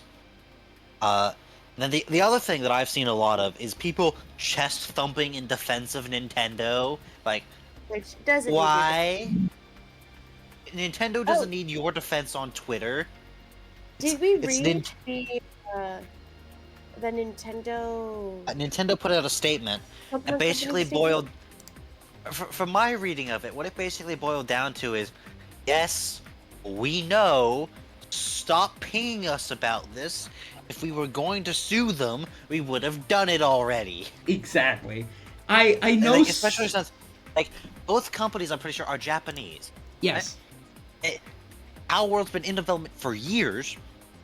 Nintendo was famously litigious. Japanese copyright law doesn't include fair use. If they were going to sue them, they would have done it already. Yeah, like I just think that you like think it looks like Leafeon. We'll say Leafeon in this case because there's like a Leaf Monk. I'm thinking of Leaf Monk immediately when you say that. Yeah. Right, Leafeon, Leaf Monk. It's very similar. Like you can say it's heavily inspired, but like it has the vibes of being heavily inspired, but you had more time to like take the homework and change it up enough. You know what I mean? Yeah. Yeah. It's like the whole thing boils down to, I can't believe this Pokemon inspired game has checks notes. Pokemon inspirations. I get it, but at the same time, it's I can't believe this creature collector has collectible creatures. That look like the thing. Okay, the thing is, and I know this because I just had a discussion with someone that was very much oh no, they're doing theft and hold on, I'm going to say verbatim what they said to me.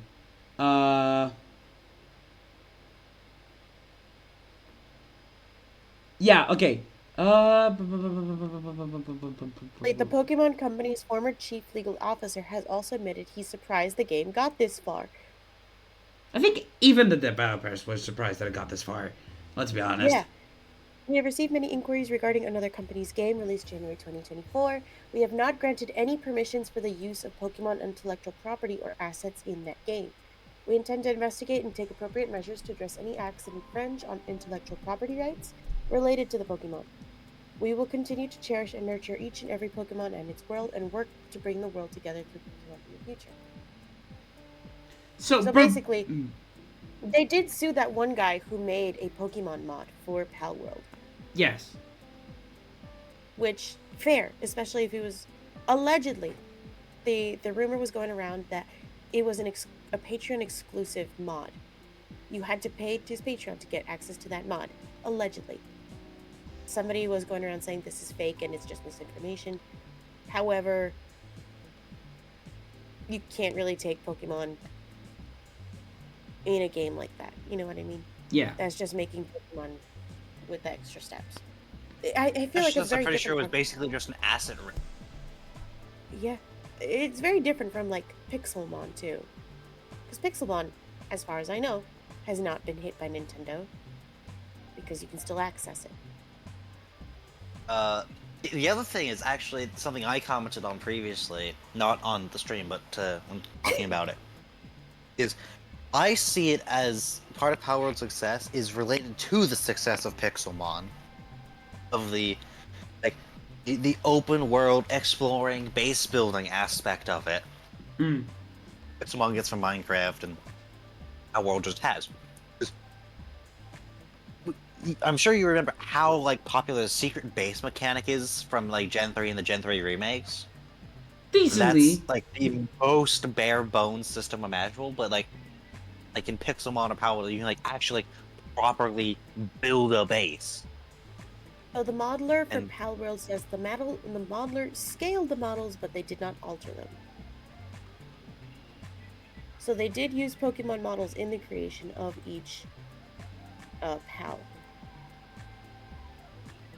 Which, fair enough. But at the same time, That's why? not allowed. That is still using the assets for Pokemon in their creation. You are not allowed to do that. And you know what? The thing is, even if they did steal shit from Pokemon and Nintendo, my take on it is, you know what? Fuck Nintendo. Fair enough. Big corporation, fuck them.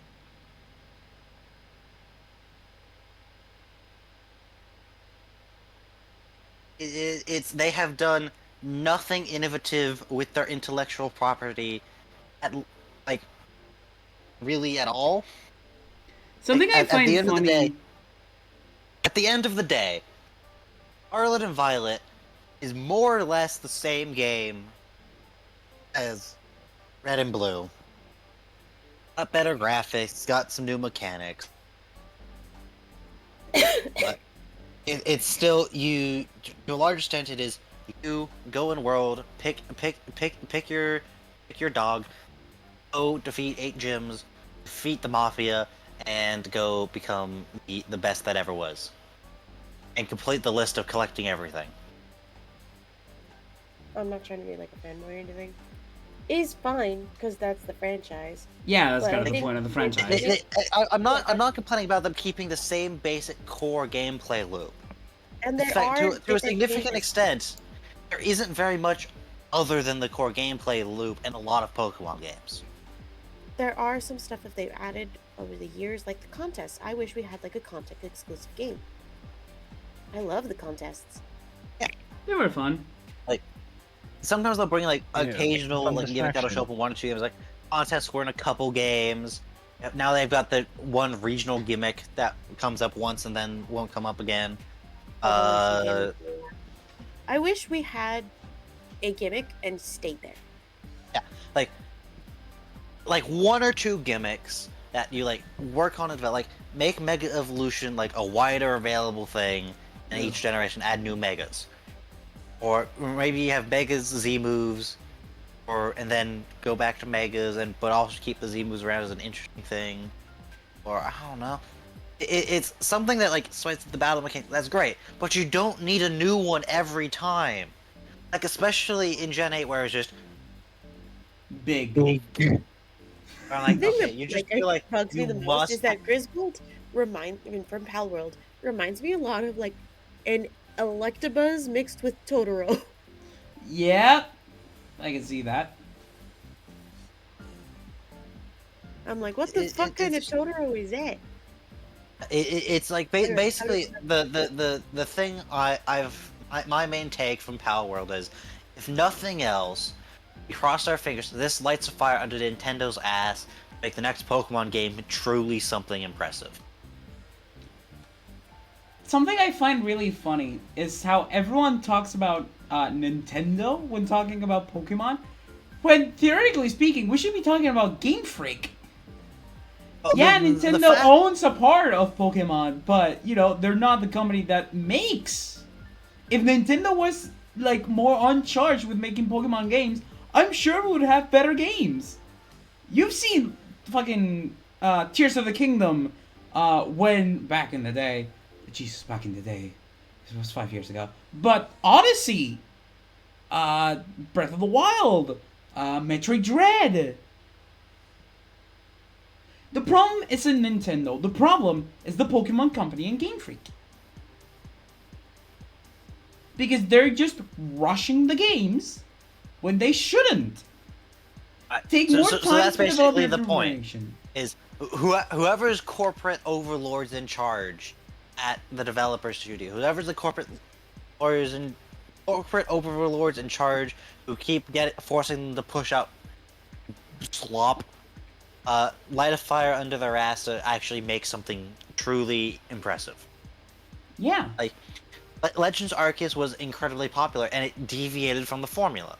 Like, everyone knows the Pokemon formula. Like, we don't need to buy a new game to play the same Pokemon formula. Okay, Like, that's a really good point, Meep, and that is why the gimmicks are a thing. That's why they're moving past the gimmick every generation. well, It's they to have try and to shake post up the gimmick in formula. every generation. That all that does is change up the battle mechanics. The actual game itself is otherwise the same. Yeah, fair enough. Like,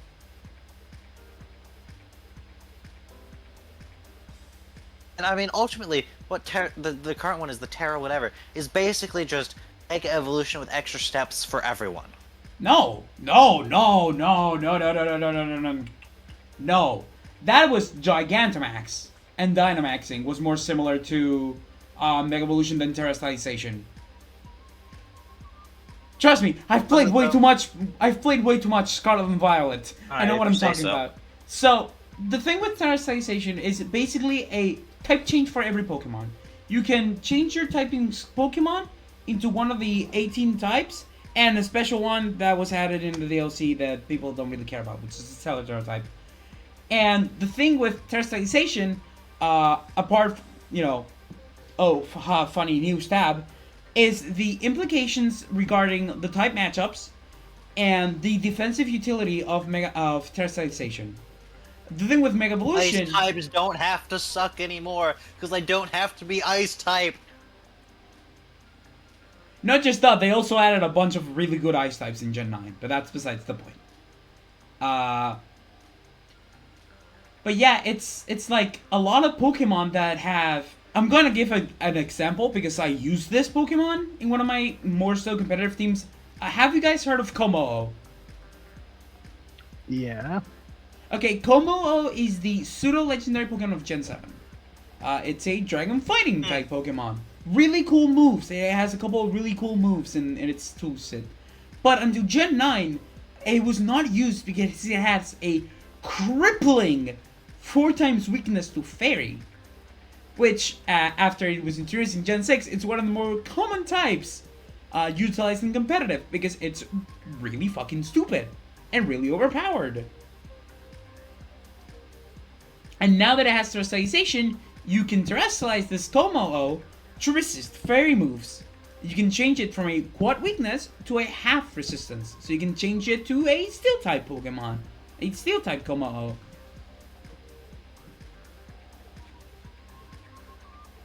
Like, the thing it's more so similar to Z moves, but it's not just a move. It's more akin. It's more related to the Pokemon itself than to just the moves.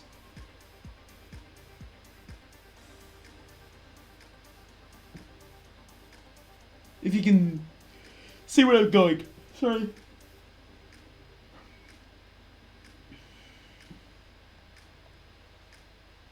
But yeah, I really hope Game Freak wakes the fuck up and decides to polish their games a little bit more. So Mina is currently eating. Fair enough. I still haven't had dinner. A big thing too that it's no longer just forced to be used once and then never again like Z-moves, which was frustrating. Well, I mean, you can only use it on one Pokemon per battle, more similarly akin to Megas. But if you knew when to use your, if you know when to use your Terra, you can just win the game. And there's a couple Pokemon that do depend on Terras, those being Ogerpon and Terrapagos. And even then, Ogerpon works without Terra.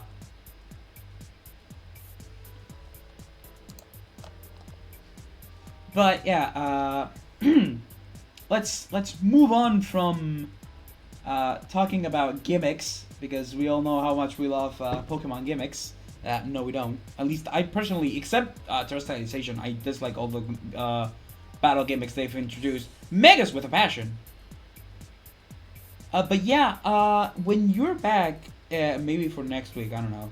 I want to know more about what you just said there about the models, because I did not hear about that. I've heard a lot of things about Power, not about that, surprisingly. But yeah, as I stated, even regardless if it was a horrible game, I was going to buy it. If it was a bad game, I would have just, played it like an hour and then just, what's it called? And then refunded it on Steam. Funded it on Steam? Yeah. And it's genuinely a fun game. Like, it is, I've heard of a lot of people talking about it. It's, they're saying like it's Ark, but better. I've never played Ark, which I assume is a survival game. I think it's a survival game with dinosaurs. Yeah, it's a survival game with dinosaurs. Okay, so I've heard it's similar to that, and just add monster catching to it. And I saw it referred to as Arcmon Breath of the Wild. Yeah. Breath of the Valheim. Arcmon Breath of the Valheim.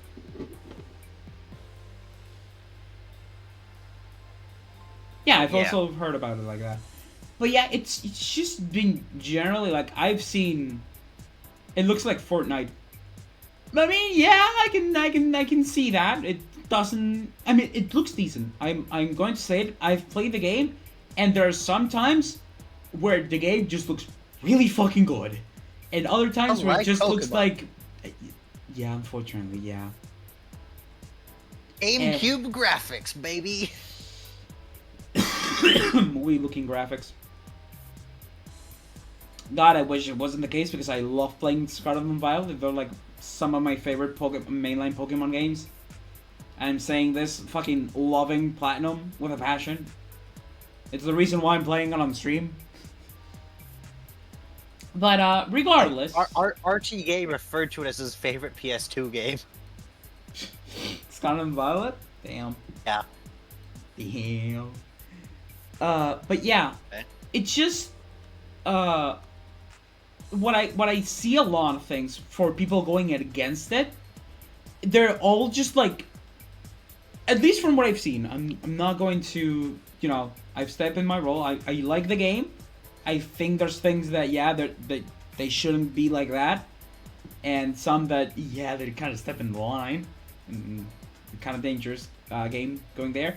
But some of the people are just like, leave the multi-million-dollar company alone. It's just how it feels like, and it's just like, exactly. No, they need. This is a wake-up call. They need this as a wake-up call. Because if a game that has been called blatantly, hold on, verbatim again, because it just stayed in my mind. I'm just going to call it out for what it is: theft and plagiarism. Can do this good, then you, as the multi-million-dollar company, are doing something horribly wrong. and you need to see what the fuck's the problem.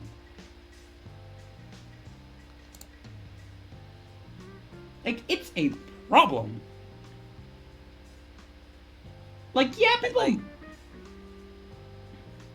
people are also saying, like, sorry. You go. Like some of the memes I've put in your Discord, Jimmy. Plug the Discord. Like one of them is like, oh yeah, just make it for like Power World, budget 6.75 million, like player count peak of like 2 million. 24 of like 2 million. Meanwhile, Starfield, Bethesda's latest flop, 200 million budget for 10,000 player peak. And by the way, this isn't a $60 game. Like it's like $30. Yeah, that's the other thing. It's not a AAA game. It's outperformed them because the AAA studios all fucking suck nowadays. There's also Starfield es un vendehumo. Bruh.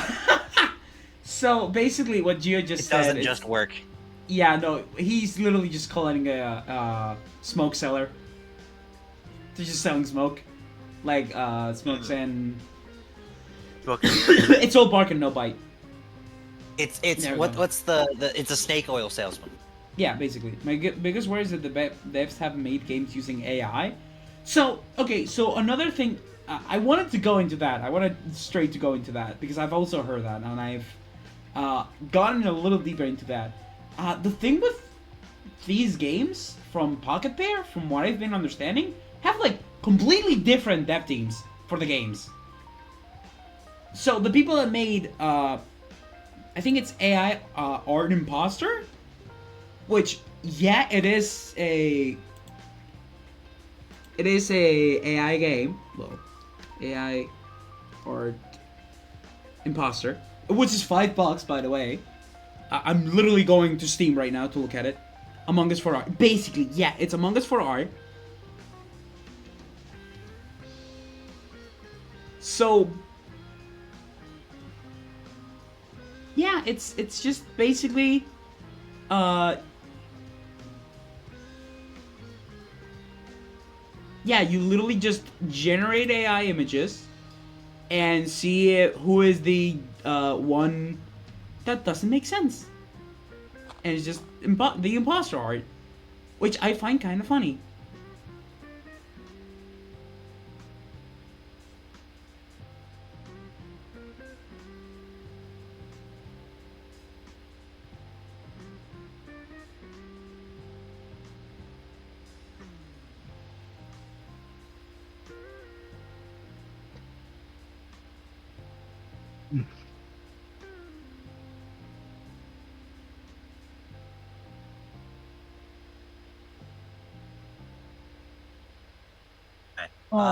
The French.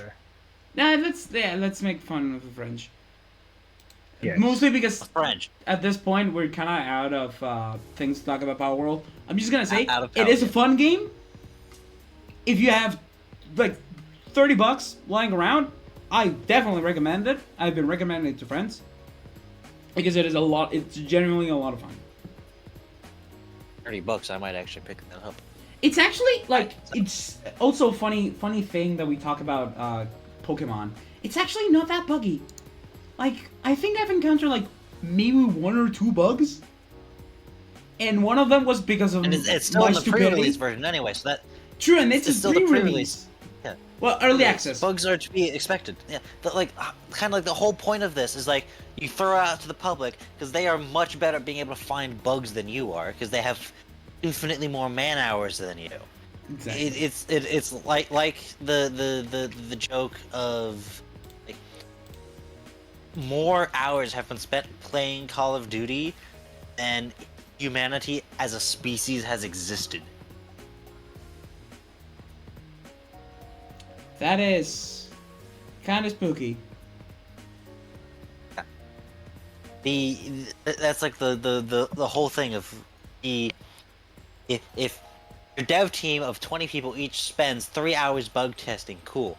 Then you've put it out to 2 million people. They each spend 1 hour playing the game. And it's gonna do you much better than. That's orders of magnitude more hours of testing. Yep. of going through it. Plus, players are gonna do more batshit insane than your bug testers could ever dream of. Yep. Like the joke is of, they've got the bar. The bug tester walks into a bar, runs into a bar, jumps into a bar, skips into a bar, orders 1 drink, 2 drinks, 5 drinks, 1,000 drinks, -1 drinks, 0 drinks. Passes it off as good to go. A real customer walks in and asks where the bathroom is, and the game crashes. Yep. That makes Moving on sense. to, moving on though. The Mona Lisa is the latest painting to have had shit thrown at it by climate protesters. Yep. For some reason. Like Karen Why? protesters. Good thing like it was climate covered in protesters. a thick layer of glass. Yes. Because we all know It's how famous the Mona Lisa is. Yeah, but like, seriously, of all the ways you can protest like climate whatevers, why are you throwing shit at paintings? Paintings, by the way, they're like generations old. Centuries old. Why? What did they even Gonna what go- did the painting do to you? Bro, you're gonna throw soup at shit. Go throw soup at politicians, or throw soup at gas stations. I don't know. Throw a gas station. Throw cans of soup at the headquarters of your local oil company. No?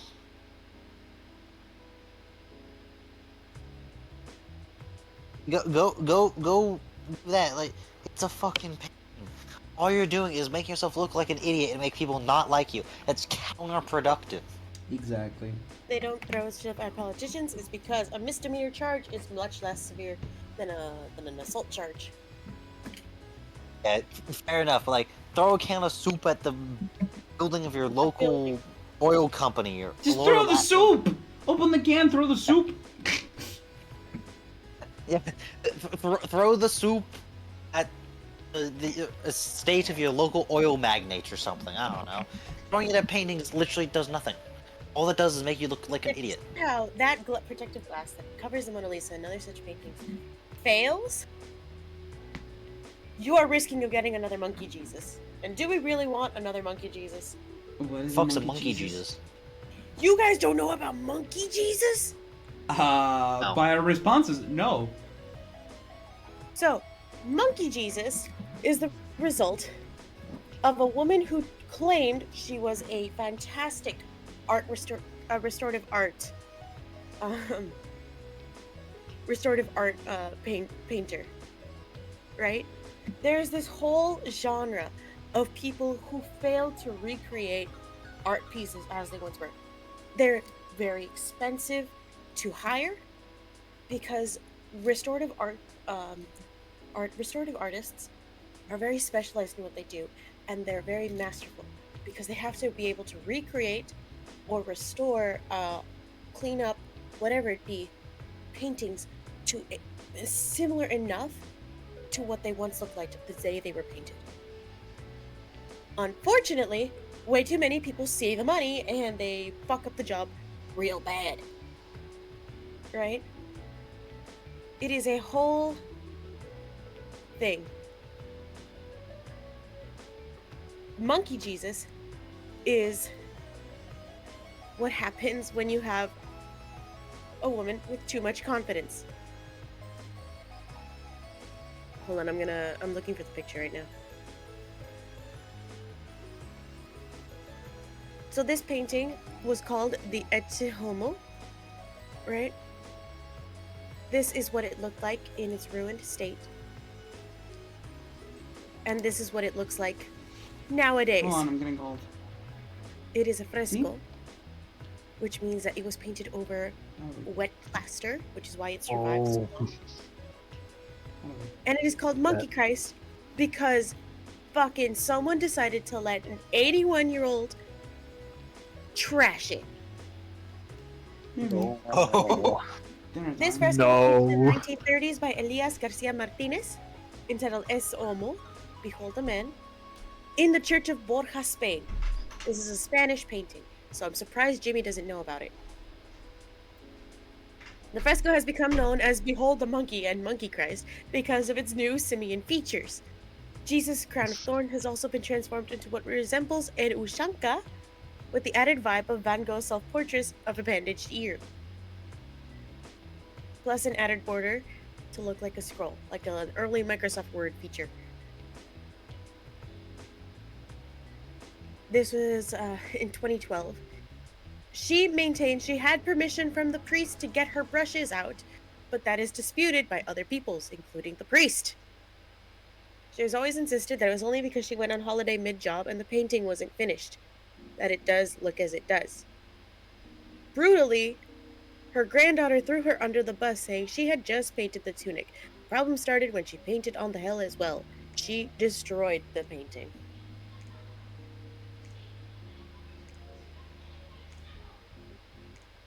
Bruh. But it has now become Borja's main tourist attraction. So while the negativity did weigh on her health, she says she looks at she looks at the work, seeing the positives only. It has raised tens of thousands of euros for the church, and it also spawned a documentary.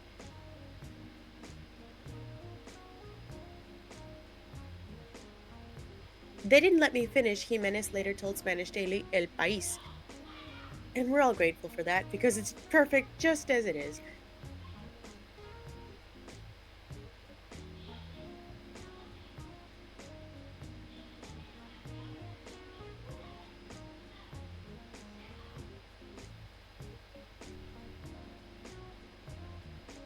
There are just so many bad paintings and stuff. I don't even remember why we started talking about Monkey Jesus. But it just makes me so sad that people pay tens of thousands of dollars to have paintings restored, and then they look like that.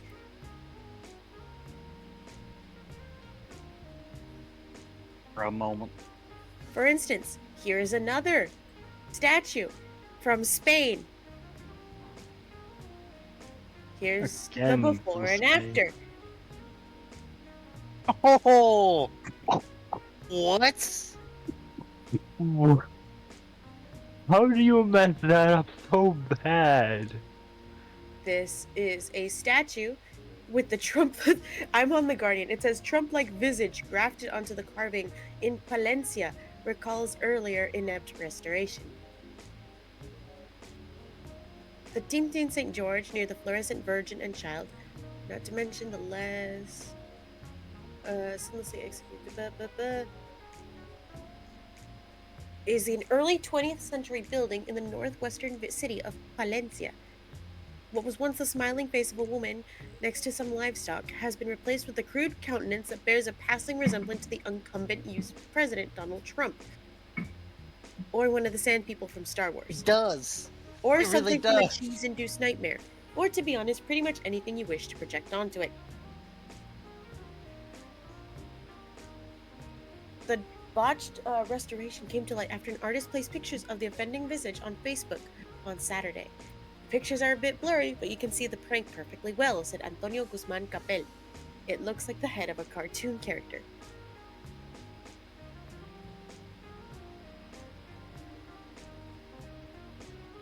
The world is dumb.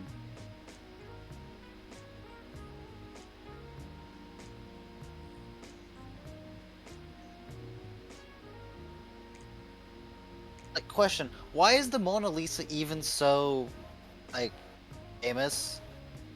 The Mona Lisa is famous because of the technicalities within it.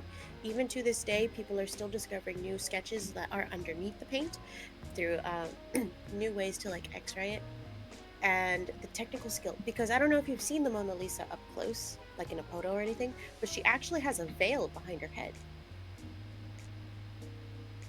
It's just very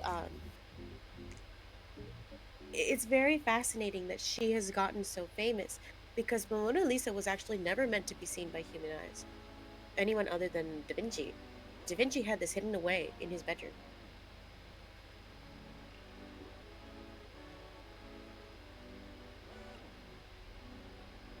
It is believed as well that the Mona Lisa is actually a feminized version of a male lover that Da Vinci was rumored to have had at one point.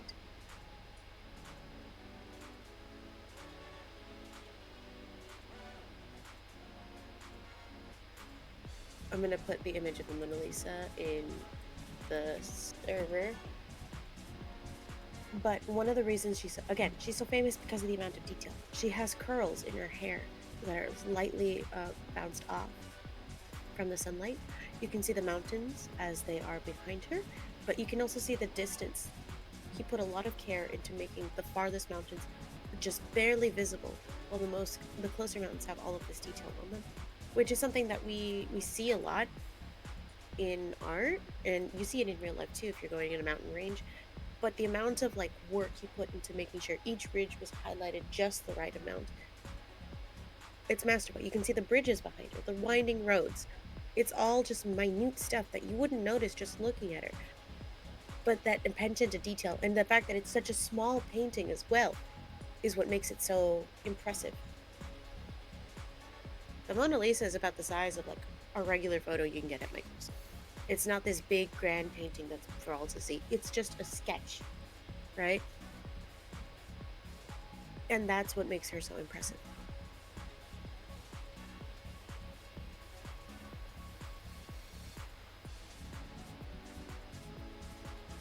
I hope that answers your question. I'm sorry. I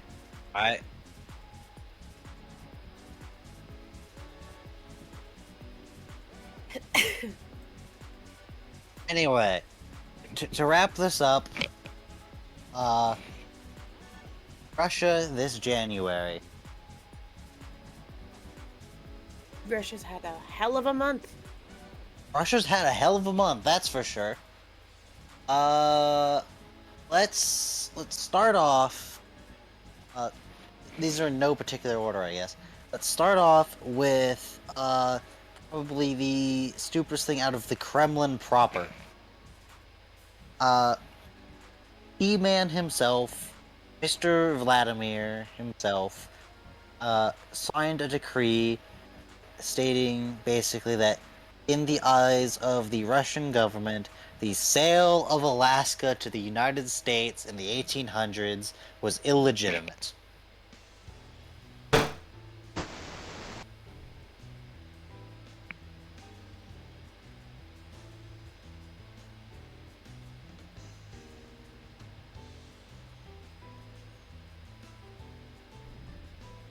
Yeah. And it's just like, what? Pretty. First of all, that's not how that works. Second of all, even if it was, the U.S. government like had a spokesman who got asked about it, and it's like his response was, "Yeah, well, they're not getting it back." It's the yeah, no,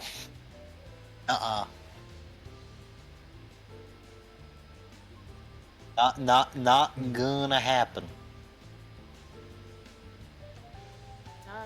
It is just.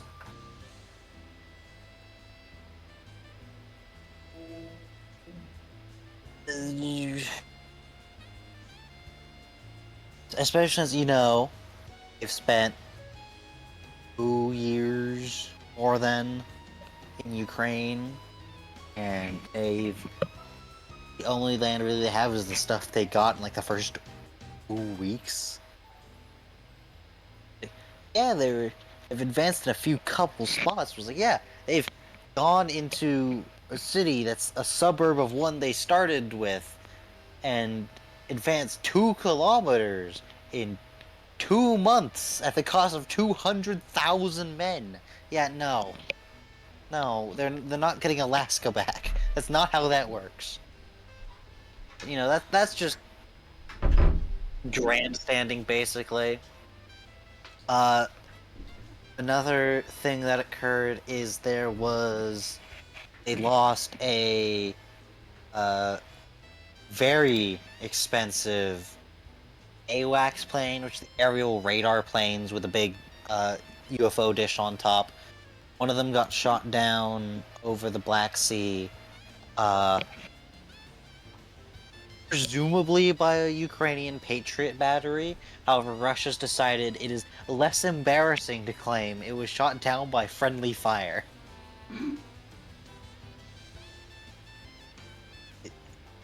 Very Okay. And the new one they put up to replace it, very suspiciously, is flying much farther away from the front line than the previous one was. So, yeah. Let's see. There was another one, a transport plane that got downed recently. Russia's actually not is saying, yeah, Ukraine shot this one down. However, they're claiming that it was transporting Ukrainian POWs on their way for a troop exchange. Which, first of all, Russia, if you don't inform the Ukrainians they're on the plane, and then it gets shot down by the Ukrainians, that's your fault, and that is a war crime, so congratulations on admitting that. Second of all, we have video of it crashing, and it explodes in a fireball that implies, yeah, no, that was loaded with explosives. Also, the fact that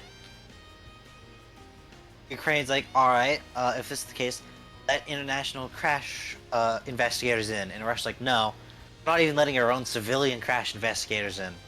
Like, alright, show us bodies of people who were killed in the crash. And Russia's like, no. Here's a picture of an empty field next to it, though. Frankly, bro, piece your bullshit. But then probably the funniest thing, though, that's been occurring over the last month is what I put in there as Russia's cold protests. So, as you presumably, right, but this is the thing. Russia has a thing where most of the heating for Russian homes and stuff is done a central system that then distributes the heat, kind of like how New York does. And those systems across Russia over this January have been failing. Particularly, actually. Meaning huge swaths of Russian cities, including Moscow, have been without heat in the Russian winter. Russia. Oh god. Yeah. In like -20 Celsius weather, you don't have heat for 2 weeks That does not sound good. in huge swaths of Russia. Allora, ska bli Reminder. siete. Especially since, Russia's a petro state. They are heavily reliant on oil and natural gas and fossil fuels. And they can't keep their capital city warm. Because their systems keep failing. And the thing is, you want to know why they're failing?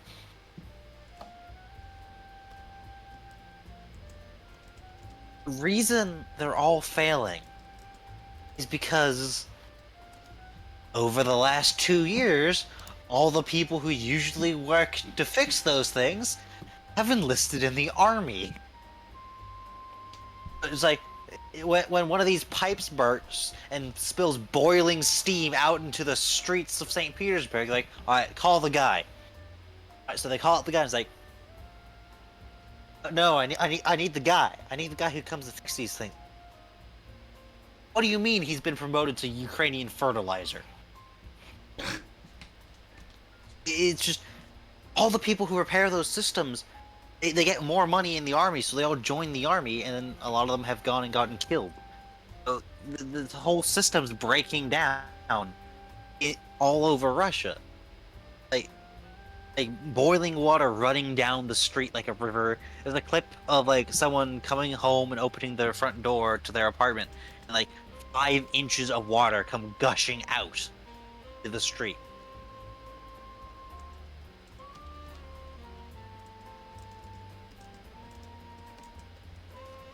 Failure and the fact people are having to live with that and dying. It's like it's entirely Russian government's fault. And the thing is, people are actually protesting it and raising a fuss about it. Now, in typical Russian style, it's not Putin's fault. I'm not claiming that, but it's all those incompetent underlings. Please save us, oh glorious leader. But like, still. The other funny thing that's been happening is Ukraine's taken to drone striking Russian oil export ports. They've gotten tired of Russia still being able to export their oil, so they've started just breaking those with drones because Russian air defense go burr. And the thing is, for at least one of them, the fire department shows up and starts, hosing it down, put out the fire, as you do. Wait. Or a whole bunch of water on a very sensitive oil pumping facility that's on fire. I was Because gonna they say, never once wouldn't stepped that in the be a kitchen grease and oil? Don't put water on the grease. No, like oil as in fossil fuel. Yeah, it still sounds like water wouldn't be the solution here. Oh, eventually they did manage to put out the fires. Problem is, most of those oil export terminals are on the Arctic Ocean. And it's January. Ah. Ice. And they had several thousand gallons of water pumped into them. So just everything froze. That's what I'm hearing. So the entire buildings, what's left of them anyway, is just covered in like over inch thick of ice. Also, when water freezes to ice, it expands. Oh no. So basically, all the equipment that wasn't wrecked by the fire got wrecked by the freezing water. So the terminal's wrecked until they can get people in to fix it, which really they can't do until it defrosts. Which is gonna be until like June. June. Then presumably the guy they have who fix it is currently in the ground in Bakhmut. It's a mess. And I think the final thing that was in there was a specific, like, kind of thing that's gone around the internet a bit of a battle that happened. One of the super modern Russian T-90 tanks was going down a road and it got jumped by a pair of M2 Bradleys, the IFVs that the Americans sent over. Yeah. And the T-90, of course, lost. As it just got beat the shit out of by the 25mm autocannons. That got some traction. It was like, haha, point and laugh at Russia. Then they published an interview with the crew of one of them, and one of them was like, yeah, I knew where the weak spots were because I played video games. Probably War Thunder. Yeah, probably. So everyone's like, yo, the War Thunder intelligence system, let's go! Knew how to beat the shit out of them because he played War Thunder. The leads worked. Isn't even the lead. It's like, yeah. Oh, because I played video games, bro, the T-90 got its cheeks clapped because this motherfucker played War Thunder and knew where the weak points were. I'm dying, this can't be real. Yeah, it's like, yeah, sure. The cannon might not be able to go through the armor, but he knows where all the optics are, all the things on the outside, all the things on the outside that you can break, and then it just gets sent spiraling off into a building, and then gets drone struck. Just, bruh. It's hilarious. And honestly, the Ukraine would be doing so much better if Congress hadn't refused to give them any support for the last 4 months. Because, the new Cold War, apparently Team Elephant is on the side of the Bears. We're Bruh. not going to talk about you why. know We're what? just going to silently judge them from a distance. Just giving the cold It's- stare. There's to kind of wrap this up, there's been some people calling that Ukraine should just give up territory for peace. Just ignore the No, fact that they absolutely did that not. with... Just ignore the fact they did that with Crimea in 2014.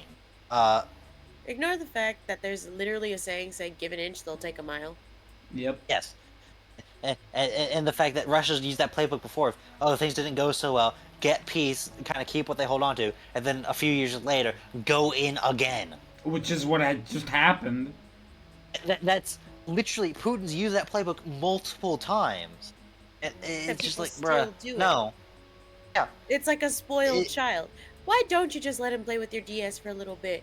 I'm sure he'll give it back. Don't worry. And then you never see that DS again. it's the thing I want to just sum up as like the thing you should tell anyone you see arguing that Ukraine does that. They're probably idiots in America saying that. Just say, well, Russia says that Alaska belongs to them. Should we just give them Alaska so they'll leave Ukraine? I mean, we're asking Ukraine to give up its territory. We shouldn't ask them to do things we wouldn't do after all. Should we just give up Alaska in exchange for peace? Of course they won't say yes to that. It's just the rules for ye, but not for me. Yeet. It's just no. Some people like claiming Russians and no, Russia's not biggest success Russia has had is they didn't get rolled because America refused to give Ukraine the thing they asked for. Actual If they do, it sport. takes obscene amounts of time. So Russia's now dug in all hell. I mean, seriously, like the things Russia claims as victories are such like, it's like they claim a victory of like, yeah, we took this village, a pre-war population of like 500 people, and it's gone. We took it. We took 3 empty fields. Let's go. We've reached the outskirts of this city. That's effectively a suburb of a city we functionally controlled 2 years ago when we started. Yippee. Like, it's they're using human wave tactics in 2024. What? That's like the joke of how the USSR fights in like shitty World War II movies. It's not how you're supposed to fight in modern day Russia. It's just what? I don't get it. They And just people, keep throwing people. yeah. Because they have such a large population, they keep throwing people at the problem. No, the thing is, gonna run Russia out of doesn't people. have a super large population. The total population of Russia is only about 150 million. That's rounding up. Like, yeah, that's a lot more than Ukraine, but it's not like that's an unending horde. Right? As a reminder, Russia, yeah, it's got a lot of bodies. What it is they've got a lot of bodies they don't care about. In fact, they're actively seeking out more bodies they don't care about. Like, apparently rumors, some Russian prisons have cut off heating to incentivize the prisoners to enlist in the penal battalions. You get run face first into the machine gun. Alright, there we go. Down goes the brick. And people are like, oh yeah, Russia's victory is inevitable. It's like, no. Russia's No, it's not. losing is inevitable. It's like, and the thing is, ultimately, if Russia's victory truly was inevitable and the US like just stopped supporting it, Ukraine can just build a nuke. They can do what? that. Ukraine has the technology and the ability to build a low-yield nuclear device. It can do that. The reason they don't, the reason Ukraine doesn't have nuclear weapons is because after the fall of the Soviet Union, they intentionally chose, we don't want to be a nuclear power, we want to get rid of all these leftover Soviet weapons, and they struck a treaty with the US and Russia to basically denuclearize. In exchange, Ukraine wouldn't be invaded, and if they were, the other side would come to Ukraine's aid. And, well, Russia's obviously invaded them twice. America seemingly doesn't want to support them anymore, at least Congress doesn't, so why should Ukraine keep up its end of the treaty anymore, and not just build something after all?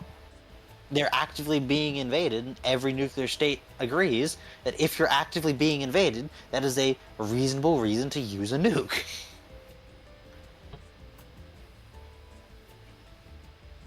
And the main reason Ukraine doesn't is that would upset a lot of its supporters. But if they were actively losing, given they're facing a Russia, who's actively genocidal against Ukrainians, you know,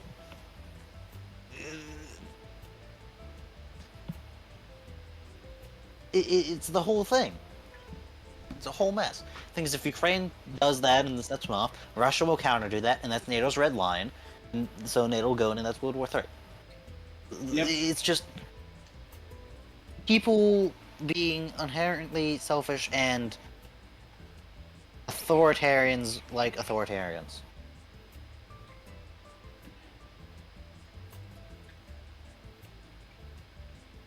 It's a whole big geopolitical mess, and unfortunately, people in charge are entirely self-serving and Assholes. don't care about actually, helping the people. You know things are ridiculous when you've got politicians yelling at members of their own party saying, "Why do you object to solving this problem? You know, the one that you campaigned on solving. It's in our official, party doctrine to try and solve this problem. And you're against solving it just because you're not the one who holds blank office or whatever." It's just... it's a thing. Actually, a thing that, one of the, Republican, actually, leaked it, apparently the Orange Man's telling, the congressman and whatever to not pass, the immigration shit we talked about earlier, because he wants to fix it himself when he gets elected. And if it's not solved, he can campaign on it for the next 9 months. Yeah, Just shit. a reminder, politicians are encouraged not to solve problems, because if they solve a problem, they can't campaign on it anymore. That's fucking stupid. Well, it's the way the system's designed, so... Doesn't mean it's not stupid. Anyway. But, potato, potato. We've been going for over 4 hours now. Yeah. We've reached the end of the idea box. It's been fun, lads. We got the new Roomba layout. It's glorious. Yeah. Yeah, it's Yeah, fun. it's really Even nice. though Morse is quiet. Yeah, well. That's why I'm in the box, because I'm quiet most of the time. Yeah, Well, but it's looks like good we to hit the have bottom, another so- European. Yeah. So we can talk about European things with these silly Americans not knowing what we're talking about. I'm joking, of course. I love having it over here. What's a Europe? Say what now? Insert joke here of God invented war so Americans could learn geography. You could also Let's be say real. you could Let's also be say real. joke of who landed first on the moon, but you know. America. Exactly, that's the joke. Well, technically, I think Russia put things on the moon first, but America's the only ones who've put people on the moon. Exactly. It is now 15 We to just 2 kept o'clock. moving the goalpost. It is now 15 to 2 o'clock. I've got to get going to go to this market with my mom, so we will not have D&D today. All right. I'm so sorry. This has been gone for so long. I know, I fell asleep at the chair. Oh my god, I'm so sorry. Oh. I am That's a legitimately mood. so sorry. It's okay, it's okay. Like, We'll it's be just only the enjoying the new afternoon. layout, I guess. But yeah, we've now been going for 4 hours. Longest Roomba, let's go. Yeah, but Let's go. Do not expect it to be this long regularly, chat. No, it's usually 2 hours. We just had 2 weeks. We've been missing for 2 weeks, so we've No, decided to usually double that's the had length. 3 hours, because we We started had 9. 3-4 weeks worth of Roomba to get through. Yep. We got it Yeah. in 2 Roombas worth of time, so very efficient. Exactly. Yeah, 3 So- Roombas. I'm going to put the ending stream screen, and I'm gonna see who I can raid. If anyone has a suggestion for a raid, tell me, and I'll rate them.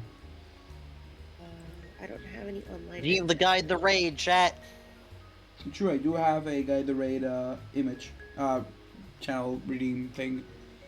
But yeah, thank you, PK Beats. PK, what's his name again? PK Bear Claw? Yeah, thank you, PK Bearclaw, for the follow. Thank you everyone so much for watching. We're 6 followers away from 200, which is the 2023 goal. Technically, from June 2023 to June 2024, it was the goal to get to 200 followers, and we've done it halfway through, which is fucking wild. So we are going to raid. Actually, we're gonna raid Jelly. I think I've ever raided Jelly. So we're gonna go raid Jelly B. She is playing Valorant. I think she's playing Valorant competitive. Yeah. Jelly B. As per always, tomorrow we're gonna have Need for Speed Carbon. We'll hopefully finish that game and start with either continue on because I have to do that, or start with Pro Street. And next rest of the week is gonna be the same. On Saturdays now, I'm going to be doing what's it called? I'm going to be doing Pokemon Platinum and maybe other games. Depends on my mood. Probably Pokemon Platinum and PMD2 are gonna be there. And once I'm done with the Soul Link, because it's not Soul Link, there's a chance that we're gonna do a Soul Link for Pokemon X and Y. Randomizer most luck. And since I have Citra, there's a chance that I can play the other 2 Mystery Dungeon games. Which, sadly, I can't use my DS layout for. So we'll have to just cope with the normal quote-unquote layout, which is not really a layout, but potato. Yeah. If you need someone else called Jimmy, I'm here. I will see you all on the flip side. I will see you all tomorrow. Bye-bye. Bye. Bye. So long, and thanks for all the fish.